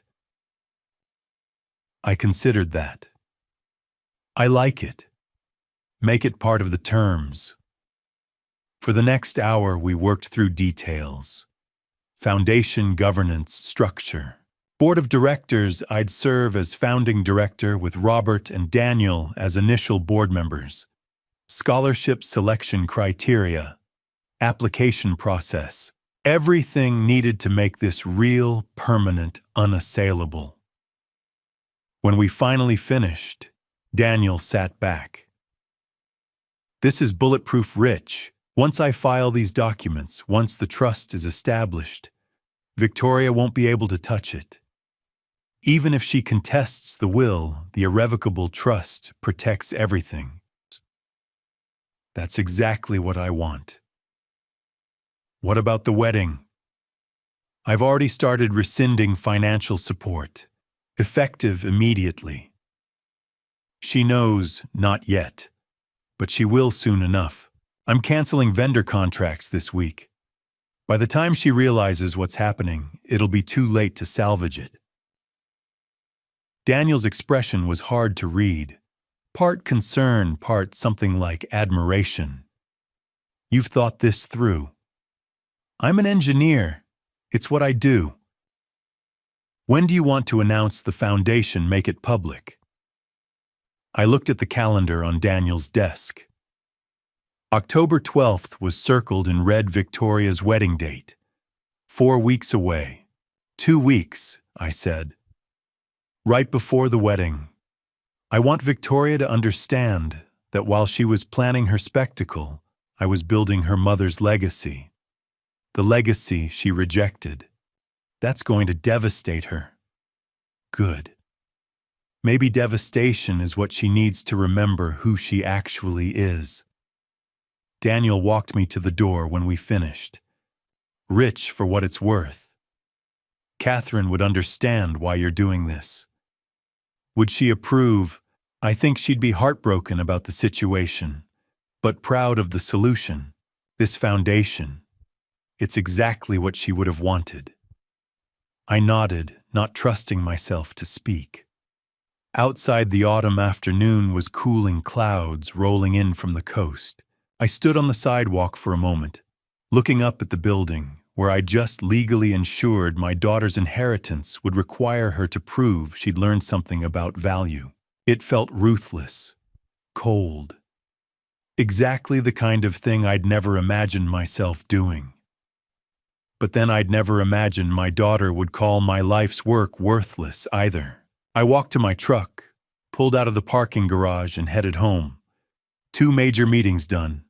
Foundation established. Legal protections in place. Tomorrow I'd start the real work, dismantling a wedding piece by piece, vendor by vendor, until nothing was left but the lesson I was determined to teach. 4 weeks until October 12th. The countdown had begun. Over the next week, I began the systematic dismantling. Tuesday morning, I started with the venue, called Abernethy Center at 8 a.m. before I could second-guess myself. This is Richard Coleman. I need to cancel the October 12th wedding reservation. The events coordinator sounded surprised. Mr. Coleman, the wedding is less than a month away. According to our contract, you'll forfeit your deposit. I understand. $10,000. Process the cancellation.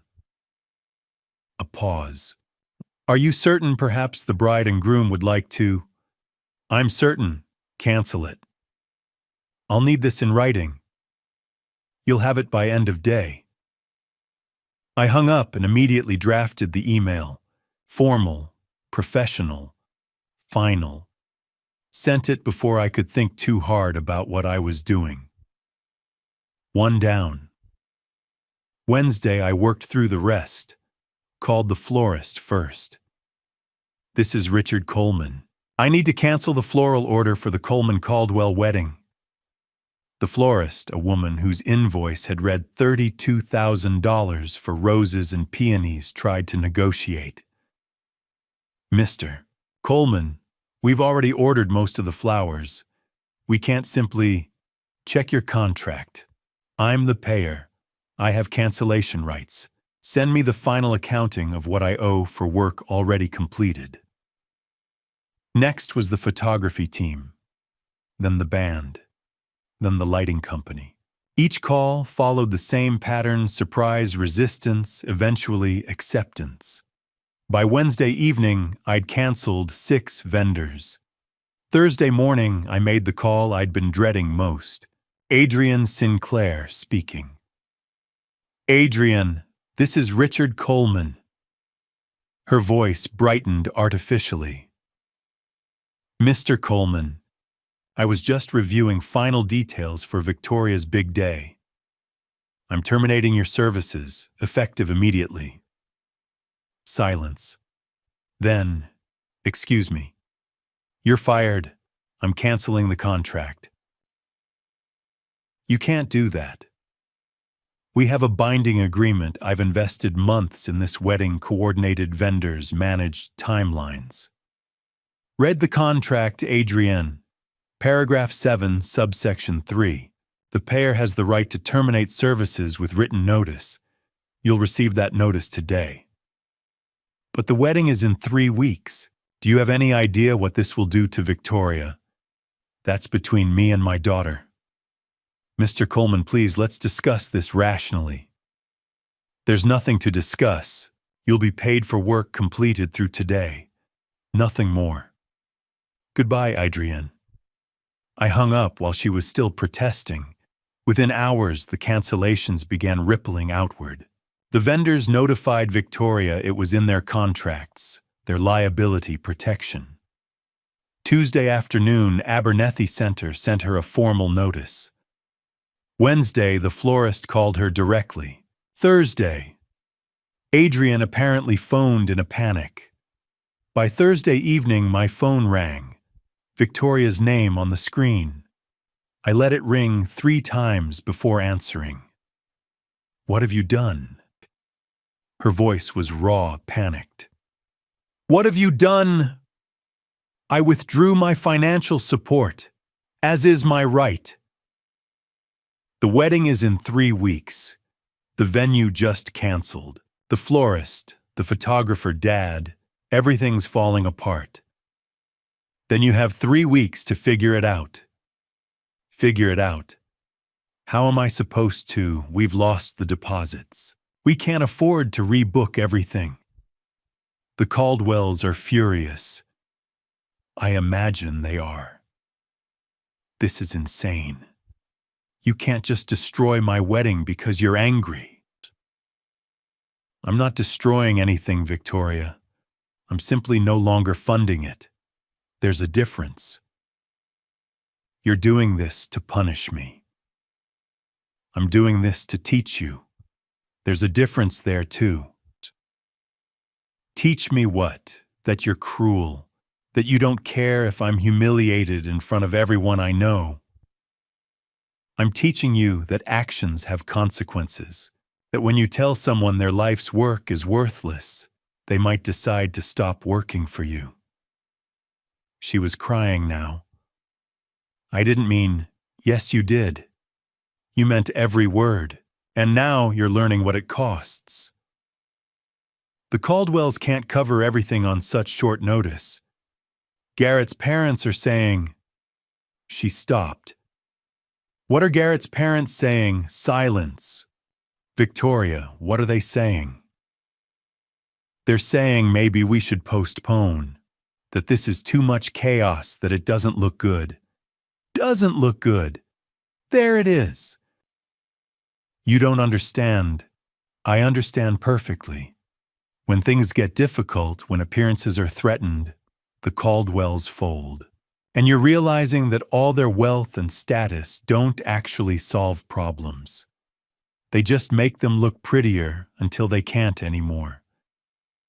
I hate you. You've said that before. It doesn't change anything." She hung up. I sat in my office, phone in hand, and felt nothing. No satisfaction. No regret. Just the cold clarity of a plan being executed exactly as designed. Friday morning, I made one final call. "Jennifer Brooks speaking." "Jennifer, it's Richard Coleman. I'm ready to list the house." Jennifer had sold homes in Lake Oswego for 20 years. She knew this neighborhood, knew property values, knew me. Richard, are you sure this is a big decision? I'm sure. I want it listed high. I want it sold fast. Fast might mean accepting a lower offer. I'll take that risk. How soon can you get the paperwork done?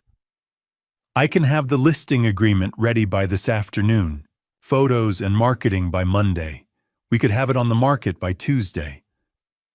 Do it. And Victoria, have you told her? She'll find out. By Friday afternoon, Jennifer had come by with the paperwork. We walked through the house together while she took notes. 3 bedrooms, 2 baths, original hardwood floors, updated kitchen, wraparound porch. The house Catherine and I had built. The house Victoria had called worthless. It's a beautiful home, Jennifer said. It'll sell fast. Good. Where will you go? I haven't decided yet. Somewhere smaller, somewhere without so many memories. She squeezed my hand. I'm sorry, Richard. Whatever's happening with Victoria, I'm sorry. I nodded, not trusting myself to speak. By Friday evening, a for sale sign stood in my front yard. 6 feet tall, red and white, impossible to miss. Jennifer's company logo, my phone number. Price to sell. I stood at the window and looked at it. This house had been my life for 35 years. Catherine's dream. Victoria's childhood. Every room held memories, birthday parties, Christmas mornings, quiet evenings, reading on the porch. But Victoria had been right about one thing. It was just a house, wood and nails and mortgage payments. What made it a home, the love, the family, the connection that was gone? Had been gone since Catherine died, really. I'd just been too stubborn to admit it. The sign would stay up for however long it took. Days, weeks. Eventually, someone would buy it. Would move in with their own family, their own memories to make. And Victoria would drive by and see that sign and understand her father had meant what he said. There was no going back. No fixing this. No amount of apologies or tears would rebuild what she'd destroyed with 3 words.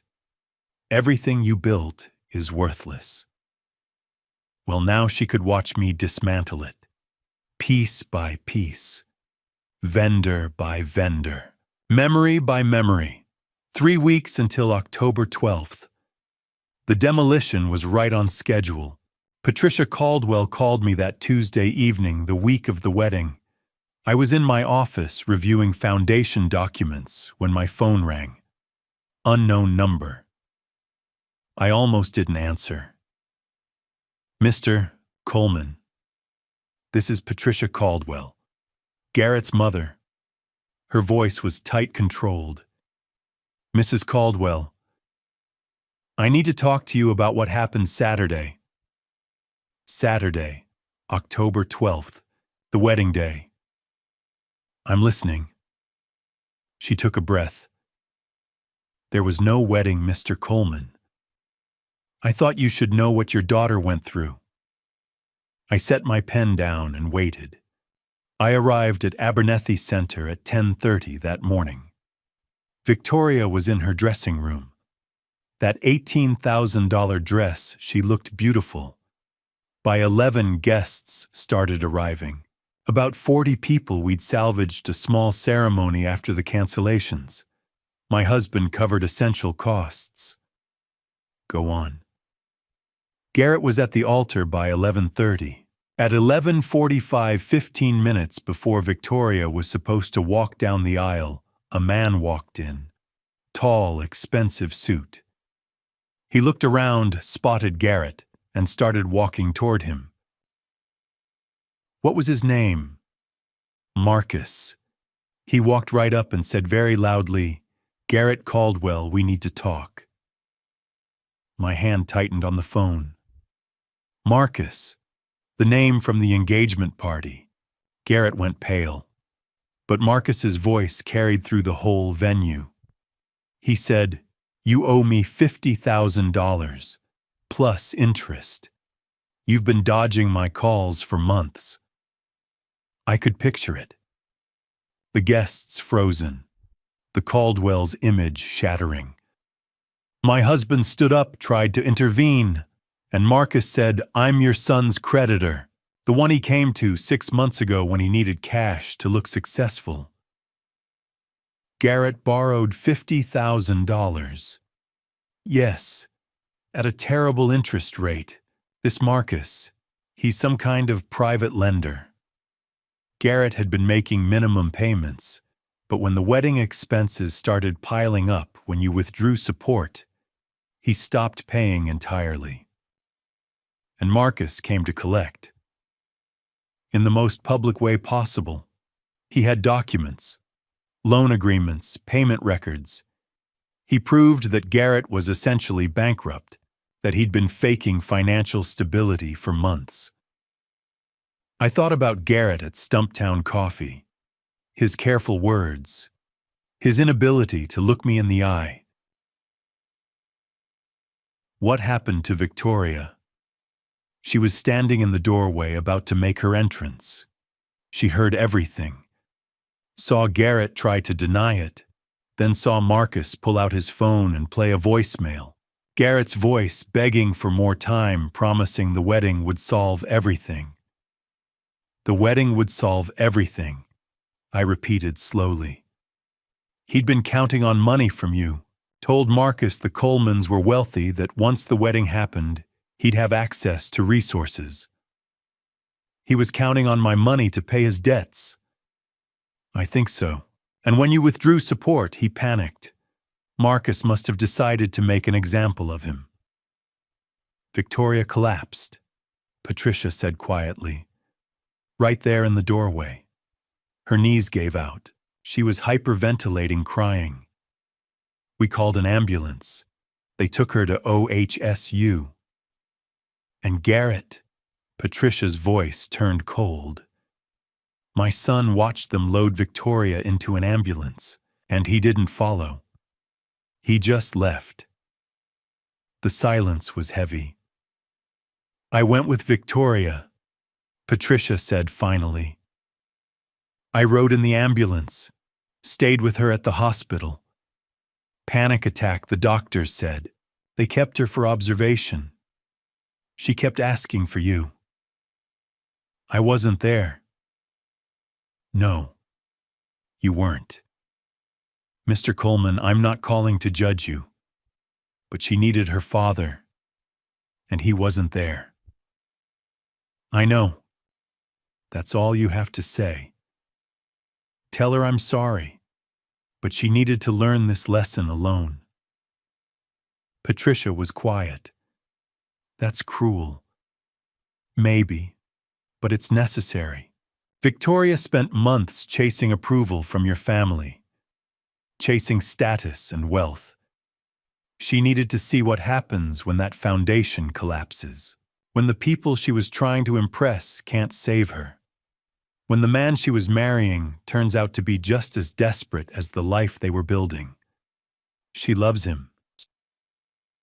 She loves the idea of him, the idea of what marrying him would make her.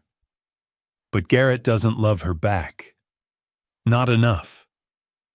And now she knows that. And you think letting her collapse alone teaches her something? I think it teaches her that she has to save herself. That no one, not me, not Garrett, not your family, can give her worth. She has to find it herself. Patricia sighed. You're a harder man than I thought, Mr. Coleman. Hardness isn't the same as cruelty, Mrs. Caldwell. Sometimes the hardest thing you can do is let someone you love face consequences alone. She's at a hotel now. My husband paid for a room. Thank you for telling me what happened. What are you going to do? Nothing. Not yet. Victoria needs time to process this. When she's ready, if she's ready, she'll reach out.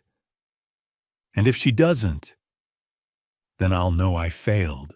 Not as a father who withdrew support, but as a parent who couldn't teach his daughter to value herself. Patricia hung up. I sat in my office and thought about Victoria in a hospital bed asking for me. About Garrett walking away while she collapsed. About Marcus collecting his debt in the cruelest way possible. I should have felt satisfaction. The wedding had imploded exactly as I'd known it would, but all I felt was tired. Tired and uncertain if I'd done the right thing. If letting Victoria fall was teaching her strength, or just breaking her spirit. Outside, the October night was cold. My house with its for sale sign was quiet. I'd demolished everything. The wedding, Victoria's trust, maybe even our relationship. Now I had to hope something better could be built from the ruins. 6 months later, I stood at Portland State University for the Catherine Coleman Foundation launch.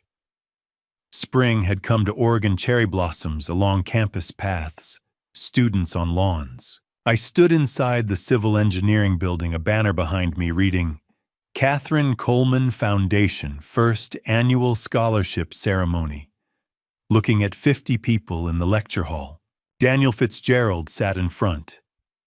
Robert Patterson beside him. Howard Scott near the back. Raymond Tucker sat with his wife in the third row.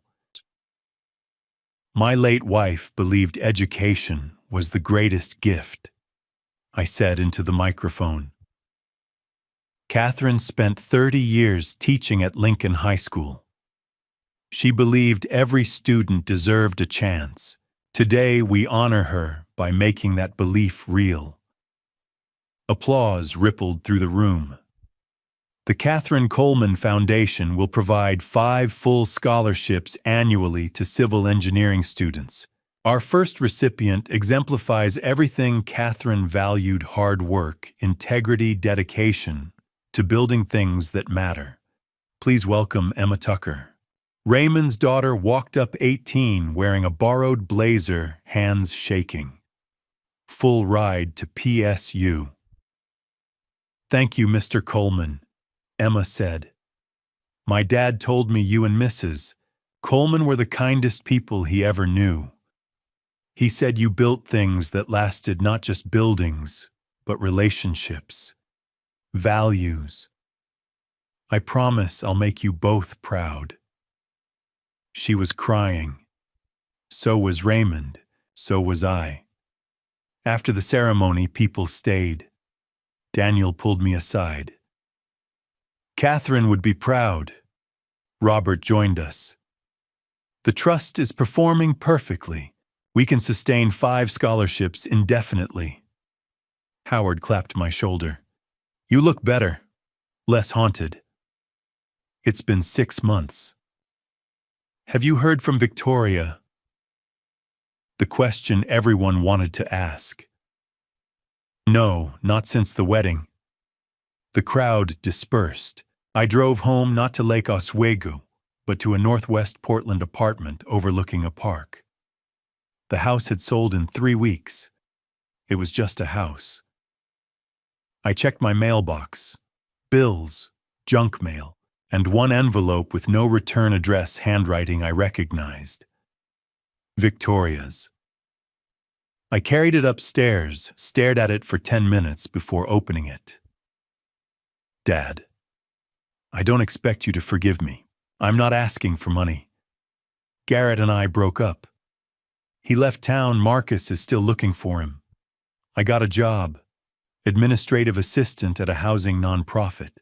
It doesn't pay much, but it's honest work. I saw the foundation launch on the news.